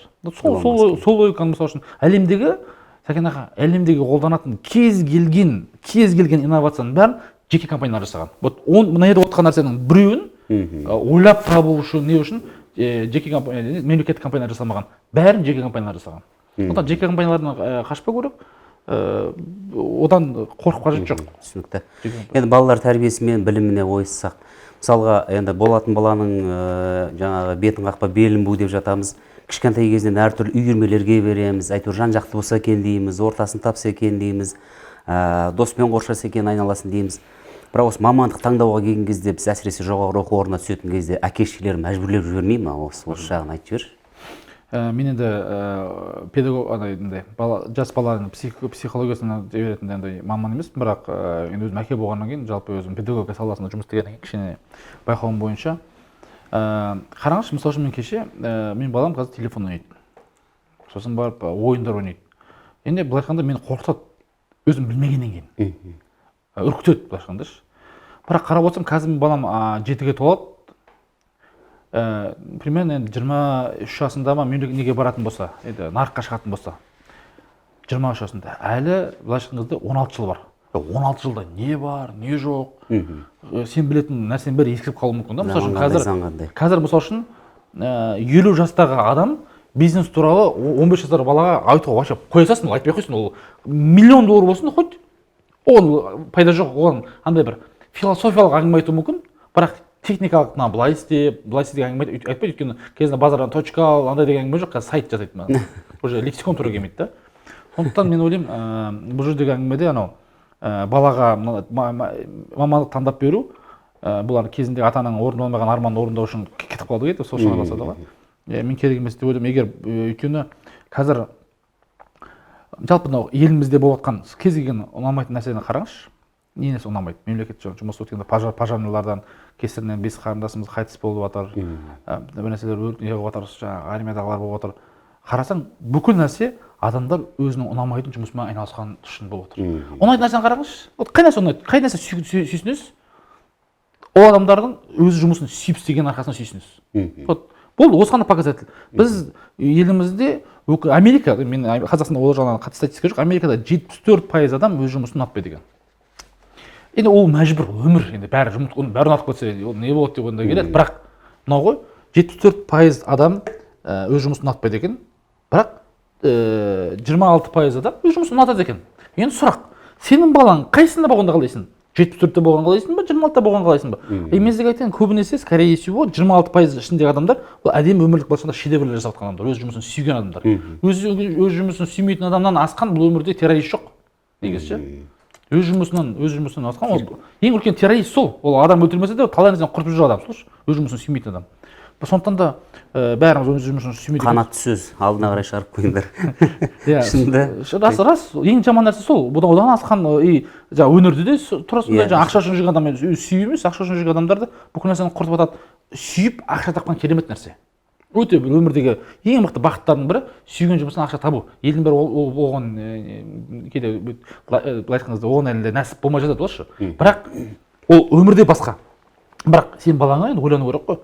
Қайсысына мүмкіндік бересің. Сондықтан да сүйіп, бүгін сүйген үстінен ләззат алатындай және оған табу үшін бала не істеу керек? Бала көп нәрседен қателесу керек.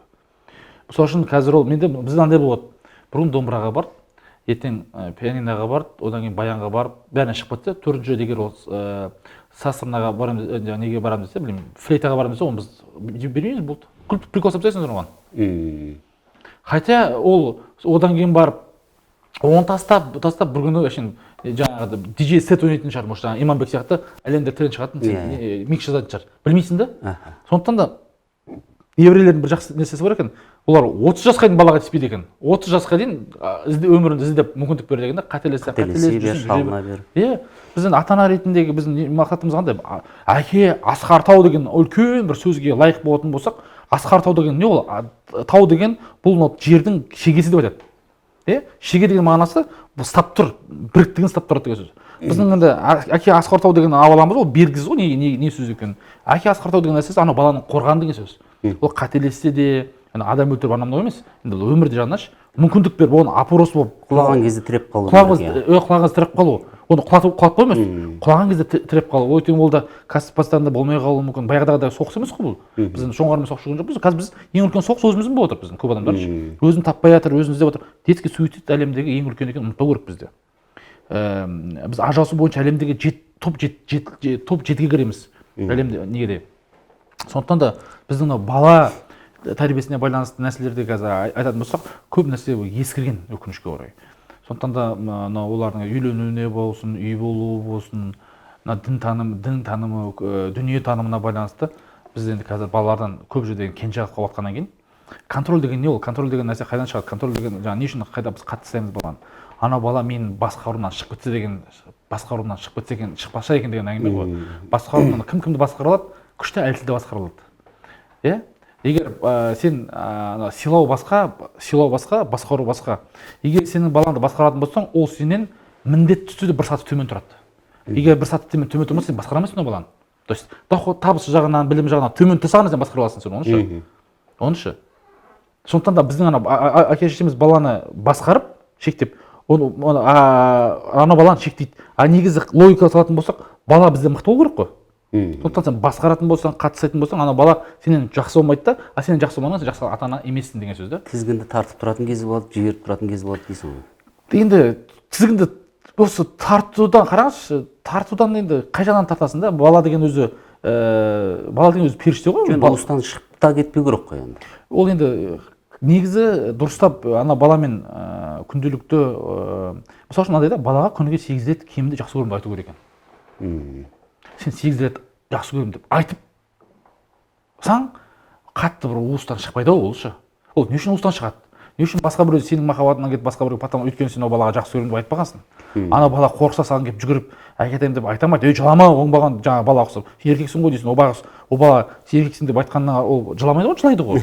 Ол барады да сенен емес басқа біреуге кетеді. Кімге барады? Пока әзірше анасына барады. Одан кейін барады, одан кейін бір досына барады. Ертең темекке барады. Ертең террористерге барады. Ертең анасы жеген адамдарға барады. Сондықтан да біз егер баламызды өзіміз шынымен де, мен ойлаймын әке-шешенің бірақ жұмыс бар, ол жақсы көру. 5 жасқа дейін қараңдай, одан кейін барып құлыңдай деген әңгіменің бәрін, бұл догма бәрі өтірік деп ойлаймын. Неге? Өйткені бізде детский суицидтің түрі анау. Егер бұл рас болатын болса, біз бәріміздің айтып жүрген әңгіме ғой. Рас болатын болса, онда андай суицид болмайтын еді бізде. Біз десек суицид бойынша әлемде аға үштікке ма кіреміз, түрі жаман. Ажырасу бойынша да әлемде жетілікке кіреміз. Отбасылық, құндылық деген әңгіменің бәрі қазір ел айтып жүрген. Қазақтың емес, ел айтып жүрген әңгімелердің бәрі. Жазылмаған дала заңы бәрі жайына қалды, өкінішке орай. Жайында қалып, мысалы қараңызшы, қарапайым нәрсе. Мысалы үшін отбасыда қазір, мысалы үшін жалпы біз осы бақыттымыз ба деген сұрақты көтеру қаншалықты әбес, өте әбес көрінеді. Қашан біз соңғы рет осы біз бақыттымыз ба деп сөйлестік, ал бірақ тойға барсаң, ана Фатиманың тойы андай болып оңбаған, жаңа өткенде тамақты орыншы емес деген келеміз. Қандай бір парадокс. Біз біреудің тойын жамандағанға бірге аламыз да, отбасы болып, былайша айтқанда, болмаса бір сонда бір керең талқыға салатындай. Ғайбатта біргеміз, жаңа неде жаңа күнә біреудің етін жегенде біз біргеміз де, а бірақ осы бір біз бақыттымыз ба, арманымыз қандай осы? Балалар, қайқа бардыңыз деген ойлаңызшы, парадокс емес па? Біз осындай тақырыпта айтсаң, сен қиял болып көрінесің. Біреуге айтсаң, қудың ба деген сияқты, қарның аш кезде қалай деп, айналайын, осы өзі адамдың өзі ораза, намаз тоқтата деп айтқан рас. Біз кішкене өзіміз доходымызға жете ма балалар? Вообще бюджет деген бар, осы қаржылық сауаттылық деген бар, білеміз ба біз? Не үшін кедейміз деп болса, кейде мен бұл анау көршім бар, не бар, қарындасым бар. Көршім қарындасым емес, ауылда жүрген, қарындасым болып өткен ғой, жүреді. Сол бір күйеуден шықты, бір қызы қайтыс болды, екі баласы бір не қылады, сол анау өткенде барсам, сол оқыттым, өзім неге жаңағы бір массажға неге оқыттым, сөйтсем қарасам, доходы өзім ойлағандай емес те, 300 мың табатын адам алып жатыр, бір 30-40 мың ба сөйтіп тауып жүр. Айтым, условно айтайық, аты Ақсәуле болсын, условно. Айтам да, Ақсәуле, саған кедей бол, не үшін айт деймін ғой? Кедей бол, не үшін айт саған? Ұнамайды маған дейді. Ұнамаса, сіз айналайын, мен білімімді бердім, көрсеттім. Ұнамаса, мысалы үшін қара, айталық, біреу сені қатты кеп өзі массажға мысал беретін да, сен арқаңда уқалап жатыр. Арқаңда уқалаған ұнаса, сен шыдайсың. Қатты басшы, қой деп айтасың ғой, сен тоқтатасың ананы. Сол жақта сен кедейлік саған ұнамайтын болса, сен кетесің одан. Құдай тағала мүмкіндік берген бізге, ұнамайтын болса кетесің. Значит, ұнап тұр каким-то образом. Неге ұнап тұр? Білмеймін, таған жұмыс істемеуге ұнап тұр ма, неге ше? Сондықтан да не ойлаймын да, отырып, осы не үшін біз кетеміз деген сұрақты қойдым екен. Неғып жағдай, біз ақша жоқ бізде. Қазақстанда 4 миллион отбасы болатын болса, оның максимум, енді әртүрлі статистика бар, бірақ орталама 5% ғана бұл орташа сыныпта, орта сыныпта сөз, өзі кредитке болса да машинасы бар, кредитке болса да үйі бар, кредитке болса да шетелге шығады. Бұл мен сонда отбасы 5% ғана. Қалғандардың көбісі орта деңгейден төмен. Или машинасы болса квартирасы жоқ, машинасы жоқ, бұл болса шетелге шығамайды, мысалы үшінші. Енді ойланып қойдым, мен бұл сұрақты өзіме қойғам, отырып. Біз неғып кедейміз деген сұрақ қойғам әйеліме. Асада жүрген кезде. Кедейміз, жағдай машинамыз бар, неғып бұндаймыз жағдай бітеуші. Марғон ағаның бір әдемі сөзі бар, бір күн дейді, Ниццада кетіп баратам дейді, нені қарап отырсам, яқтаны көріп отырмын дейді, ұнап тұр дейді, қарап отырып, қызық кетіп баратым, бір кезде сағаты қалды қойыпшы. Марғұлан дедім дейді, неужели сен маған тек қана көру үшін келдің деп дүниеге. Сөйтім де барып, қымбат яқтан журналдан сатып алдым дейді. Бір замандары Марғұлан ағада қателеспесем бір сол кезде 76 миллиард доллардың яқтасын сатып алған ғой. Кешіңіз, 76 миллион доллардың. Болған, қателеспесем, өзі интервьюін точно қарап айту керек. Сол кезде үлкен әдемі вертолеттермен мықты алғанда, әшейін қарапайым адам болған, адамның шопанның баласы болған ғой. Сондықтан да мен ойлаймын да, біз не үшін жағдайымыз жоқ, неғып ақша жетпей қалды осы біз депші. Жетпей жатқан көріп сұрақ қойған, неғып жетпейді осы ақша бізге депші. Может қаржылық грамотасы керу керек шығар деген сияқты. Мен айта дегенсім, отбасыда егер де біз шынымен де бір дұрыс нәрселерді талқылайтын болсақ, Құдай тағала реттеп қояды өзі. Біз біреудің тойын айттым, тойын жаматаға ақша болса тенешсіз дейсің ғой, айтпайсың, мойындамайсың бүйтіп ше. А бір бала шаға не қылсақ, ақылдасақ, мынандай болып отыр, қалай қыламыз деген сияқты. Не үшін бақытты емеспіз, бақытты болу үшін не керек? Арманымызға қандай арманымыз бар? Әрқайсысы армандарын жазып давай неге ілейік көрейік, армандарым сәйкес келе ма?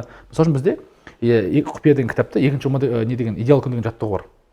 Идеал күн деген жаттығуды армандарын жазады бәрі. Жазады армандарын ше. И ең соңында арман емес, ана бір өзінің қалаған күнін жазады. Ең соңында сол идеалды күннің холодильникке қою керек. Ең орындалмайтын нәрсе осы ғой. Отбасы, мысалы үшін әйелі күйеуінен ұялады, күйеуі әйелінен ұялады. Ана арманы, хотя ол арманы идеалды күнде, ана әйел болуы мүмкін оның ішінде. Біз әйелім екеуміз тауға шығып бара жатсақ, соны екеуі ғана тұруы мүмкін. Біле алмайды анаған. Мамасынан ұялады, папасынан ұялады, қарындасынан ұялады. Өзіме өткен мен білемін, мен іліп қойған кезде ұялғанмын мен деші. что келіп не қылады, ну түсінемін мен ол нәрсені. Иә. Сондықтан да өзіміз бір ортақ арман, ортақ мақсат, ортақ бір қиял адам, ортақ қиялы болмаса да қиын ғой өзі. Сондықтан да жаңа отбасыда есі алаң болмасаң болмайды дейсіз ғой. қиял деп отыр, қиял.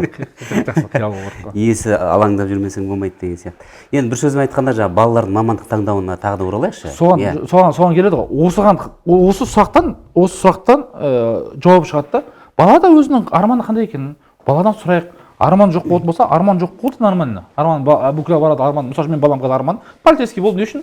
Көк машина, көк цветной екен. И полицейский көк машина екен болды. Пока не жоқ, қатты ой жоқ. Мынаған нәрсе қазір груша сұрап жүр, груша алып берейік. Ұратын жаңа боксерский. Алдында гимнастикаға барамын деді. Адамның өзінің бір икеміне қарап бір не қылу керек қой. Мысалы үшін одан кейін барып тесттер көп. Енді әрине оған қаражат керек оған. Жаңағы генетический тест жасайсың, сконный, одан кейін барып Томас тест жасайсың, одан кейін барып жаңағы Галлоп тест жасайсың, оны психологқа барып не қыласың. Бірақ шынымен де анау бұл жақта мақсат баланың сүйіктісімен айналысуға мұрша беру керек деп ойлаймын. Баланың балалық шағына, бала болуына, ойнауына, құлауына, қателесуіне, жылауына, тіпті тая жеуіне мүмкіндік беру керек. Бала сонысын өседі ғой. Мен енді басымда мынандай жағдай болды. Бір республикалық эстрада цирк колледжінде жаңағы комиссияның мүшесінде отырған кезде іріктеп отырмыз. Балаларды емтиханға жібереміз, жібермейміз деп талантты балаларды. Сонда отырғанда бір жігіт келіп ән шырқады. Енді Құдай өзі кешірсін, енді мен ойбай керемет жез таңдайын күміс көмей әншімін деп отырған жоқпын. Жалпы ана бала енді мүлдем екі нотаның ортасында таксимен жүр. Болмайды, ән айтуға жарамайды. Мен сияқты екен. Содан бір танысым қоңырау шалады. Бәленбай Төгенбаев деген енді адами факторлар ғой, қазақылық бір табиғат деп айтайық па, қалай айтсақ болады.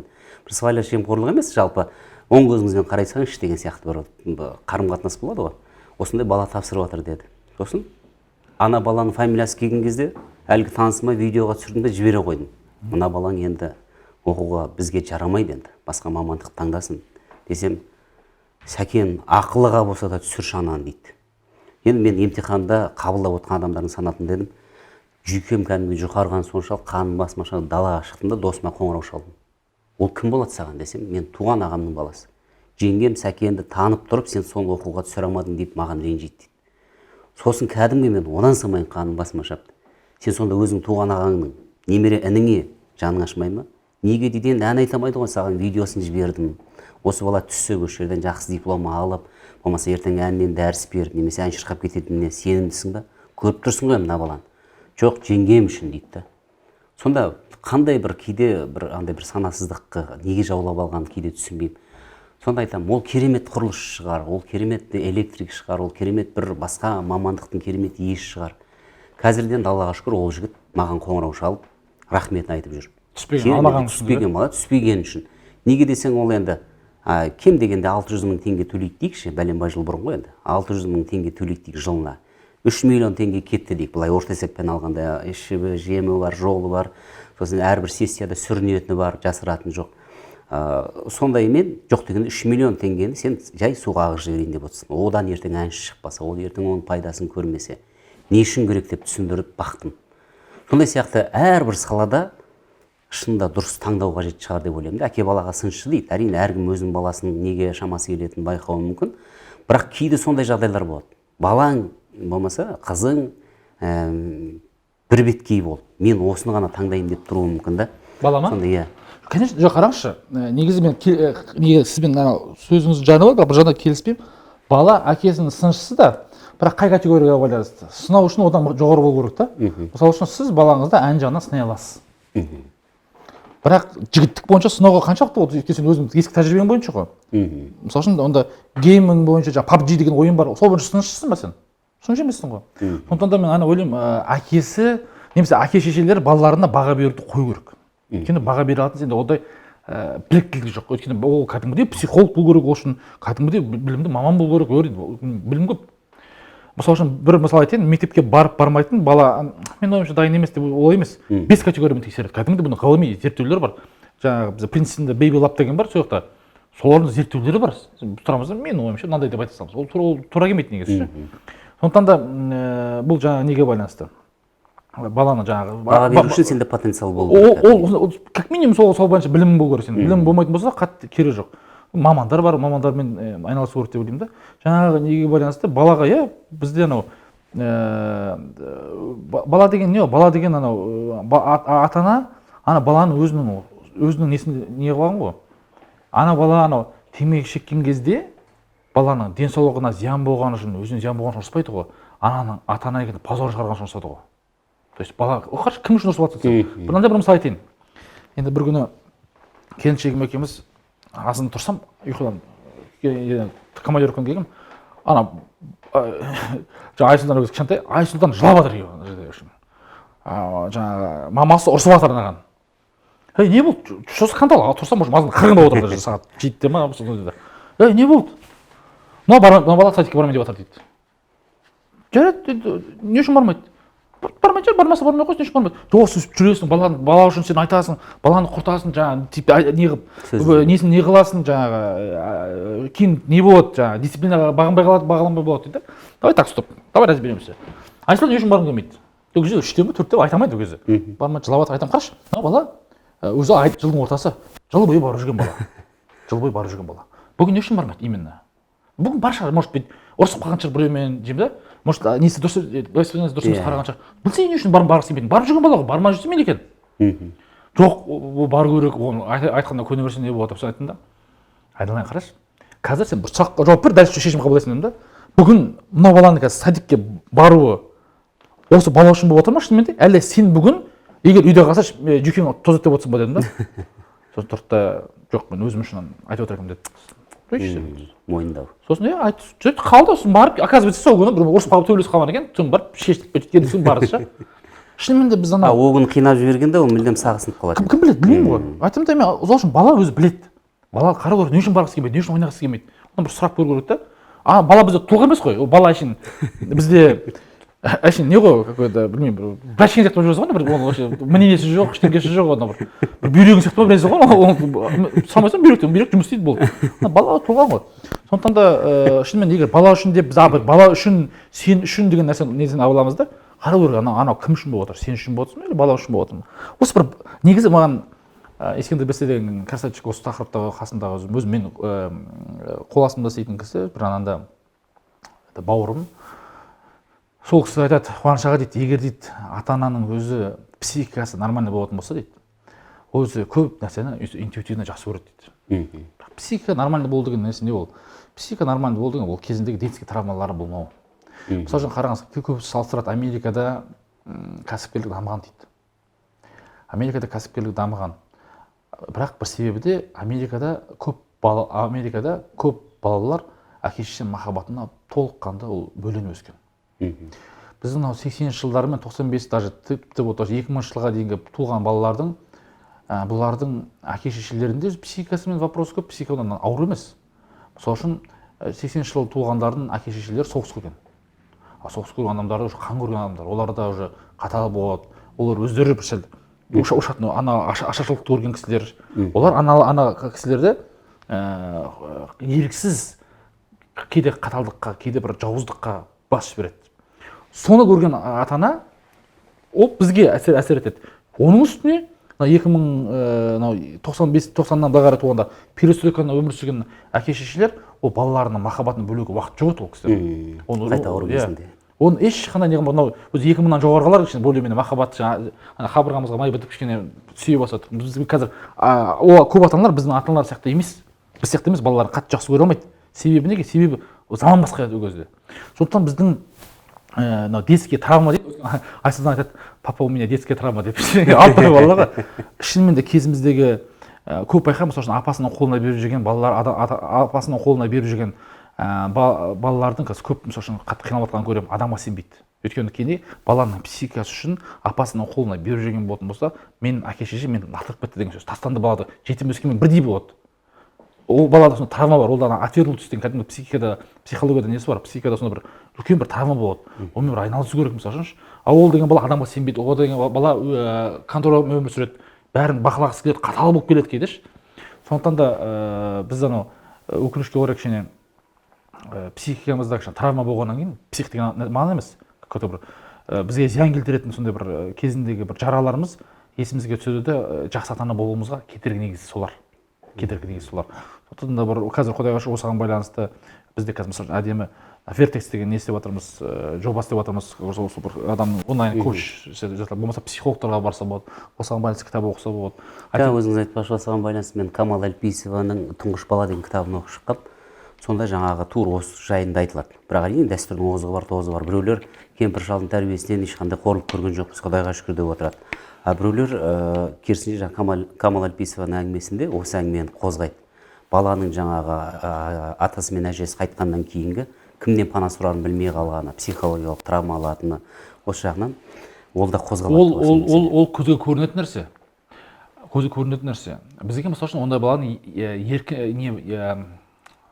ерке болып кеткен дейді. Ерке болып кеткен переводы жұмыс істемейді өзі ғой.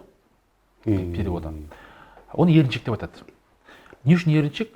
Өйткені ол тек қана контроль жасайтын нәрсені ғана істей алады. Не үшін контроль жасалатын нәрсені істейді? Өйткені контроль жасалатын нәрсе болмаса, мысалы бір нәрсені от үйді білмесе, онда байқаңызшы, ата-апасының қолында өскен балалар тек қана от үйді дайын болған кезде ғана істейді. От үйді дайын болған кезде ғана істейді. От үйді дайын болған мағынасы мынау деген сөз, олар дайындалып бір жағынан тиянақты болады, мойындау керек оншы. Кемпір шалдың баласы деп айтады ғой обычно. Тиянақты болады деп айтады. Тиянақты болады. Неге? Тиянақты болған себебі ол тиянақты контрольда ұстамаса, ол нәрсені жасай алмайды. Не үшін контроль жасайды? Өйткені кезінде контрольда болмаған кезде одан травма алған да олшы. Сондықтан да оның себебі мынандай болады. Мысалы көп адамдар болады, кейбір адамдар мысалы команда жинай алмайды. Ата-ана сенбейді. Басқа бизнес бастай алмайды. Неге? Өйткені дайын емес. Дайын болғанша өзін постоянно дайын емеспін деп сезінеді. Тағы да бір нәрсе бар, еріншектің түбірі. Неге? Істей алмаймын ба, қойшы, ақыры істемей қоямын дей салады болды. Оған істемей қойған намного выгоднее, өйткені контроль жасай алмайды. Контроль кейде білім жетпей қалады, кейде мысалы үшін. Білінбесе жүріп кетеді мысалы үшін. Сондықтан да басқарушылық қабілеті жоқ болып қалады. Сондықтан да ата-апаның рөлі ата-апа болу керек та. Ата-апаның рөлі, мысалы үшін үйдегі келіннің рөлі, үйдегі қыздың рөлінен шатасып кетсе, орын шатастыра айтады, айналайын дейді, айналайын. Ұрсат дұрыс па? Болмаса үйдегі келін ененің рөлін алып кетсе не болады? Болмайды ғой. Өзі даже рөл ауыстыруға болмайды. Неге? Мысалы үшін күйеу бала келіп қай атасы қалайсың ата деп айтса болмайды ғой. Бір қалайсың деп ұру, ол нормальный нәрсе, досын ұрса. Бірақ қай атасын ұрамайды, неге? Өйткені рөл шатастырады. Рөл шатастыру деген бұл өмірде негізі үлкен трагедияның бірі. Бірақ ата-апасы бар, бана жаған баласы, ата-апасы ата-апа болып қалу керек. Көп жерлерде үлкен салтанатты кештерде, той томалақтарда байқаймыз, мен қызымдай көрем келін деп жатады. Ол да менің ойымша бір өрескел қателіктер деп ойлаймын. Неге десеңіз, бәрібір сен қызыңның алдында жүрген сияқты, келіннің алдында олай жүруге тиісті емессің. Жүре алмайсың да ғой. Подсознательда істеу қиын. Сондықтан да мен жаңағы сұрағыңызды соны толықтыра кете салайын. Рөлдерді шатастырмай. Мысалы мен мамам да папам да екеуі оған кішкене ойланған. Айтым бір папа деді, мама ренжімеңіздер, рұқсат болса дедім, мен баламды сізді ғой бала деп айтайын. Балам деп айтайын. Бізде айтып балам деп айта алмай қалады ғой. Ренжімеңіз, сіздің балаңыз дұрыс. Бірақ ертең деді, мынау бала сіздер енді бүгін Құдай қаласа Құдай тағала ұзақ өмір берсін. Бірақ негізі логически қарасаңыз сіздер менен бұрын қайтасыздар. Енді Құдай өмір берсін бәрін сізге де маған да. Иә, сол кезде бірақ не болады, сонда ана бала жетім болып қалды ғой дедім да. Сондықтан да бұл мен балам екенін біліп өссін, апам екенін көрсін, апаңыз көрсін, апа ретінде қатты жақсы көрсін. Иә, әже ретінде жақсы көрсін деп рұқсатын алдым мен. Сосын өздері сәл не қылып кішкене, бірақ кейін қисындарына барып, басына отырады. Логичный бір не болды ғой, өздері түсінді да. Жарайды балам деп, сосын мен айтса айта алмайтын балам деп. Қазір мен уже балам деп айтамын ол. Бәрімізде солай болды ғой. Үлкен дәу папасының баласы деп үлкен ағаларымызға теліп қоятынбыз. Енді жаңағы өткенде осы Дарын онлайн негізін қалаушы Айбек мырзаның айтуы бойынша бір мамандық қана бір адамға жеткіліксіз дейді да. Мысалы әрине бірнеше мамандық игеру керек. Бірақ осы әр таудың басын бір армандау, әр істің басын бір шалу болып саналмай ма мәселе? Осы жағын бір айтып кетіңізші. Қазір баяғыда негізі бір мысалы үшін 40-шы жылдары бір мамандық, бір профессияны, бір мамандық өмір бақи адамды асырайды. Иә. Енді сөзің аузыңда айта кетейін, Ескендір Хасанғалиев әкеміздің айтқан әлі күнге дейін есімде. Қазақ радиосында, Қазтелерадиода жұмыс жасап жүргенде дейді, бәленбай жыл сонда қызмет жасадым дейді. Сонда кейіннен тарихымды айтып отырсам жастарға дейді, сонда 20 жыл бір жерде жұмыс жасадыңыз ба деп таң қалды дейді да. Бізде өкінішке орай бір трамплин ретінде ма, баспалдақ ретінде ма көп нәрсені солайға пайдаланып кеткен жоқпыз ба мәселен? Өсу жолында. Жаңа айтқан ғой, сүйікті емес, сүйікті ісімен айналыспайтын адамнан асқан террорист жоқ деп айттым ғой. Енді ол сүйікті ісі болса қалады. Мысалы үшін. Ладно, ол туралы айтайын деген нәрсем, кезінде бір мамандық бір адамды асырайтын. Кейін 70-80 жылдары уже бір екі мамандық керек болып қалды. Екі рет ауысатын болды. Қазіргі футурологтардың айтуы бойынша қазір бір адам өмір бойы 4-5 мамандыққа жаңадан игеру керек болады да. Мысалы үшін ұстаздық мамандығымды игердім, одан рестораторлықты игердім. Қазір мысалы үшін онлайн білім саласын игеріп жатырмын мысалы үшін. Иә, қиындау, бірақ негізі мен қазір үйімде кеше Лондоннан Таня Расыл деген кісі бір өзім бір араласып не қыламыз, сөйтіп маған Лондоннан не жіберіпті, қазақта нені тазы жіберіпті туған күніме. Әдемі тазы енді. Сосын өзім сұрап алдым, бір жібергенде сұрап алдым да. Неге? Өйткені маған тура столым тұрады, ана тазы дейді. Неге өмір түлкі болса таза болып шал деген логикада. Бізде бұны кішкене арбауға, алдауға, бір варианттар іздеп кетуге жормалайды ғой, сол мақалды. Заманның түлкі болса таза болып шал. Бірақ оның переводы негізі бейімделу. Интернет-маркетинг болса интернет-маркетингке бейімделу, онлайн білім болса онлайн білімге бейімделу. Кім бейімделеді, ол шынымен де жаңағы түлкінің несін алғандай, мойнына киіп әдемі болып жарқырап жүрген сияқты бейімделмейінше болмайды. Қазір енді бір рет мамандық алдым екен деген әңгіме жоқ. Топырлатып мамандықты алып қажет емес, бірақ қазір мысалы үшін киберспорт деген нәрсе болып отыр, программирование деген нәрсе болып отыр. Заман өзгеріп отыр. Қатты өзгеріп. Мен қазір мысалы үшін өзім 34-тімін ба, мен өзім қазір жас балаларды қараймын да, ана жерде өзім кәрі сезініп қаламын. Өйткені қазір 18-19 жастағы балалар өте қатты қазір дамып. Менен 11 жас кіші екен. Жоқ, біздің арамызда қазір қатты үлкен айырмашылық жоқ. Сіздің даналығыңыз бен біліміңізде ғана айырмашылық болмаса, бірақ екеуміздің көзқарасымызда ұқсаймыз. Темп жағынан ұқсаймыз, өмірлік темп жағынан қатты айырмашылық жоқ. Бірақ мен 11 жастағы бала, мысалы үшін жаңа 23-тегі бала, ол өте бөлек бала болады да. Ананың темпі басқа, ой өрісі басқа, мүлдем басқа, шынымен де басқа ұрпақ оларшы. Сондықтан соларды қарайсың да, ойлайсың. Сондықтан да енді біз қазір пенсияға шығып кетпестен бұрын, ол үшін конкурентоспособный болу үшін 2-3 рет білімді алу керек деп мен ойлаймын. Ол соған келе жатыр. Өйткені жаңа дамып жатыр. Айтып отырмын, мысалы үшін қазір мен кеше мынаны түсіндім да, баяғыда мысалы ауылда бассейнге, ауылға барып, сен жүзу бойынша тренер жалдадым десең, саған күледі. Анда бір не сөздер бар, братандардың сөздері. Я кесе, бірге лақтырып жіберемін, үйреніп кетесің өзің деп ше, сонда бір өзінің бір методикасы бар да, сондайшы. Рас, ол ағаларымыздың суға лақтырып жіберуден үйренесің, бірақ қалай үйренесің? Бір өзеннің келесі өзеніне басына барып келесің. Қанша метр? 5 метр, 6 метр, 7 метр. Но сен никак ауылдағы 100 методикасымен 100 метр тұрмақ, 1000 метр тұрмақ, 200 метр жүре алмайсың. Өшіп қаласың сен. Өйткені олар енді басқа кезде техникасын үйретпеген, әдісін үйретпеген. Иә, жүзіп жатыр ма? Сен өзің аман қалу үшін ғана жүзіп шығасың болды. Не факт. Өйткені ол анау кейде болады, мысалы 20-30 метр жүре алмайды, техникалар берілмегенде сен өшіп қаласың. Бірақ жүзіп жатыр ма? Иә, жүзіп жатыр. Бірақ ұзаққа барамайды, олимпийский бассейн жүзе алмайды ғой. Сол сияқты мысалы үшін тәрбиеде тура сондай. Тәрбие ба? Болып жатыр ма? Болып жатыр. Бірақ факт қандай тәрбие? Ұзын мерзімді жүретін тәрбие ме? Жабайы тәрбие ма? Сол сияқты мамандықта айтып отырмын, алып жатыр. Қазір сондай нәрсе баяғыда мысалы үшін білімі бар адам мен білім жоқ адамның арасында қатты разница бір білінбейтін еді 90-шы жылдары ше, өйткені ол жақта мінез маңызды еді. Мінез маңызды болатын ол кезде. Мінезі бар адам ақша табатын, жүректі адам барып авторитет болатын, байқасаңыздар. 90-шы жылдары ақша табу үшін мінез керек еді. Қазіргі заманда дәп қазір 20-шы жылы ақша табу үшін мінез болмай қойсын, білім болса аласың. Қараңыз, ақша табып жүрген балалардың түрлерінде аналарда шаққан не дух жоқ, не басқа жоқ. Арық бір бала, баяғыда біздің ақша табатын адамдар образы басқа жоқ қой. Мұсы басқа, бір денесі бар, көріп тұрады ананың мұсы бар. Алтын тағы бағаған. Біз 50 жастағы баяғыларды қараңызшы, көрініп тұрады өзім бір. Кезінде вопростар шешкенше. Қазір ол емес, жап-жас қазір өйткені білім шешіп. Неге? Өйткені кезінде білімді болатын болсаң, білімге жұмсаған уақытың башқаны қатты ақтамайтын. 90-шы жылдары, 95-ші жылдары, 2000, 2005, 2007-ге дейін сондай қатты ақтамайтын. Связь шешіп кететін бір жерде енді жаңағыдай дух шешіп кетеді, таныстарын шешіп кететін да. Қазір ондай емес. Тізеңді батыру. Қазір қараңыз. Смағұлов өте бай адамдардың бірі. Ол өткенде интервьюінде айтады, апрель-май айында, апрель-май айында вообще продажа 0 болды дейді. Нұрлан Смағұлов. Иә. Бірақ сол кезде мен білем, интернет-маркетингті білетін Зейбек деген жігіт бар. Донер пицца жасайды. Сол 2,5 миллион пайда тапты. Енді чисто теоретически. Зейбек анадан мықты болып тұр ғой енді. Енді біліп ойын әрине, бірақ енді анау айда анау таппаған, нөл тапқан. Мыналар ақша тауып отыр. Неге? Өйткені интернет-маркетинг біліп отыр.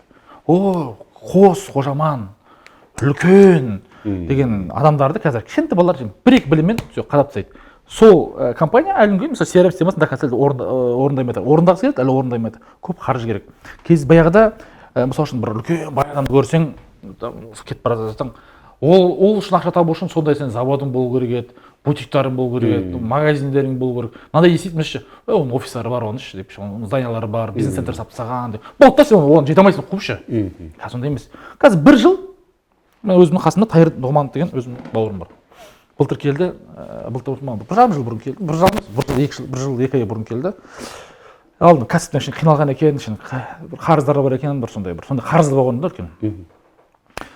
Өткен айда осы июньде ма не бітті, карантиннің уақытында сол жігіт салоннан камера жеткізіп алды. Тура бір жылдың ішінде 15 миллиондай қарызынан құтылып, машина Toyota Camry салоннан алды. Бір жылдың ішінде. Өйткені білім Аллаға шүкір мүмкіндік беріп жатыр. Қазір білімге салған ақшаң қатты окупать етеді. Мысалы үшін тот же таргетті білмейсің, білесің, все. С продажи өткенде маған бір кісі айтады, ол кісі орамал айтып сатады екен да. Сөйтіп орамалда ол жылын бір айда 15 орамал сатады екен. Не ғой? Әйел кісі қосымша табыс жасайды екен. Әр орамалдан 2000 теңге, сонымен 30 теңге табады нормально. Таргет деген сабақты үйренген. Бір апта ішінде 70 орамал сатқан ғой.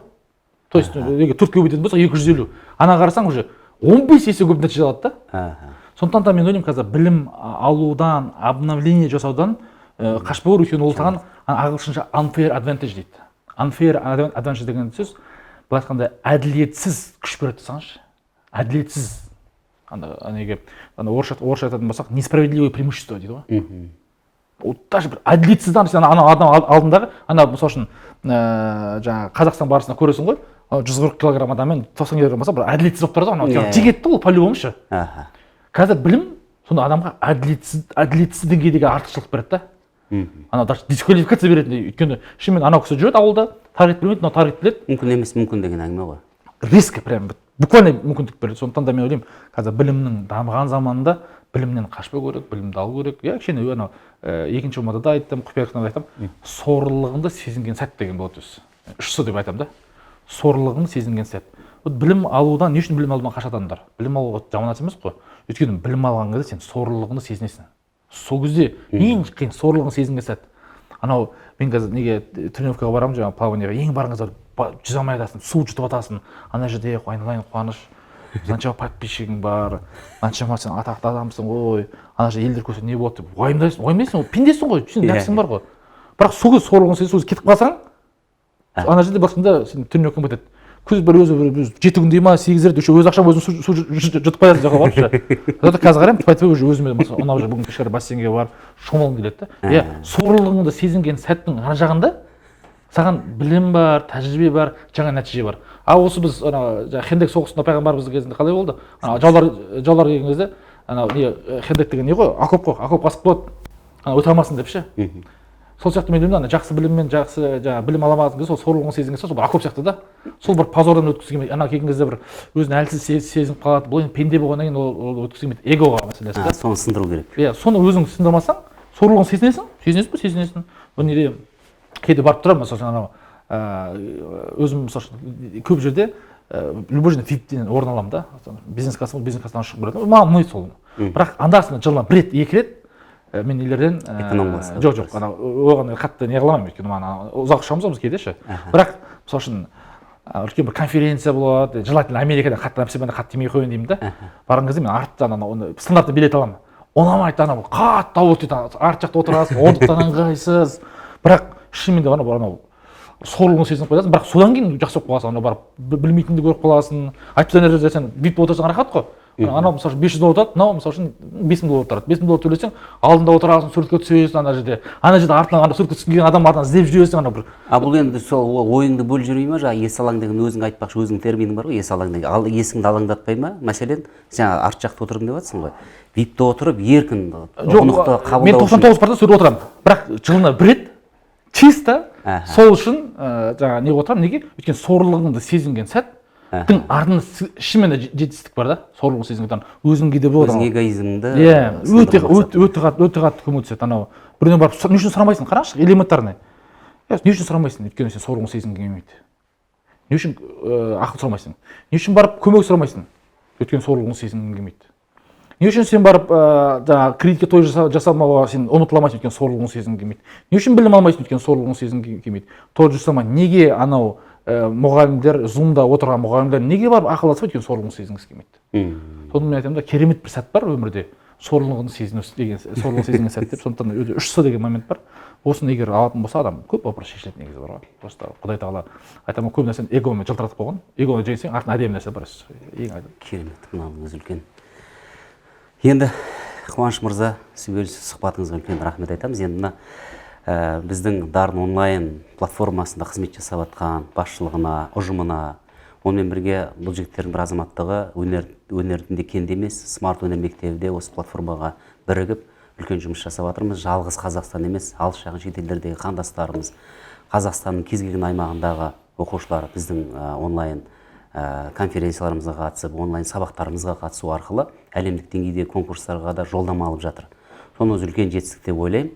Енді біздің балапандарымызға, білімді бүлдіршіндерімізге, өнерлі өрендерімізге бір жақсы тілегіңіз болса, және осы тілектің алдында бір менің бір ұғынғаным, кез келген саланы игерген адам, қай мамандықтың иесі болмасын, ол соны кәсіпке айналдыра білу керек деген ұғым пайда болды мен сізбен сұхбат барысында. Одан пайда көру керек, және игілігіне де пайдалана отырып, одан да табыс көзіне де айналдыра білу керек деген түсінік қалыптасты. Сіз енді өнердегі аналогия берейінші, егер сен өлеңді жақсы айтсаң, шапалақ келеді. Әншілердің ең ұнамайды, ма шапалақ сұрайтын ұнамайды. Көп адамға ұнамайды. Сол сияқты, егер адам өзінің өнер жұмысын бір салада шебер болатын болса, эксперт болатын болса, ол ертең ұстаздар жасай алады, онлайн курс жасауға болады, офлайн курс жасауға болады. Болмаса бір товар сатуға болады, өйткені сен білетін адамнан товарды көбірек аласың. Ол қызмет сатуға болады, ол консультант бола алады.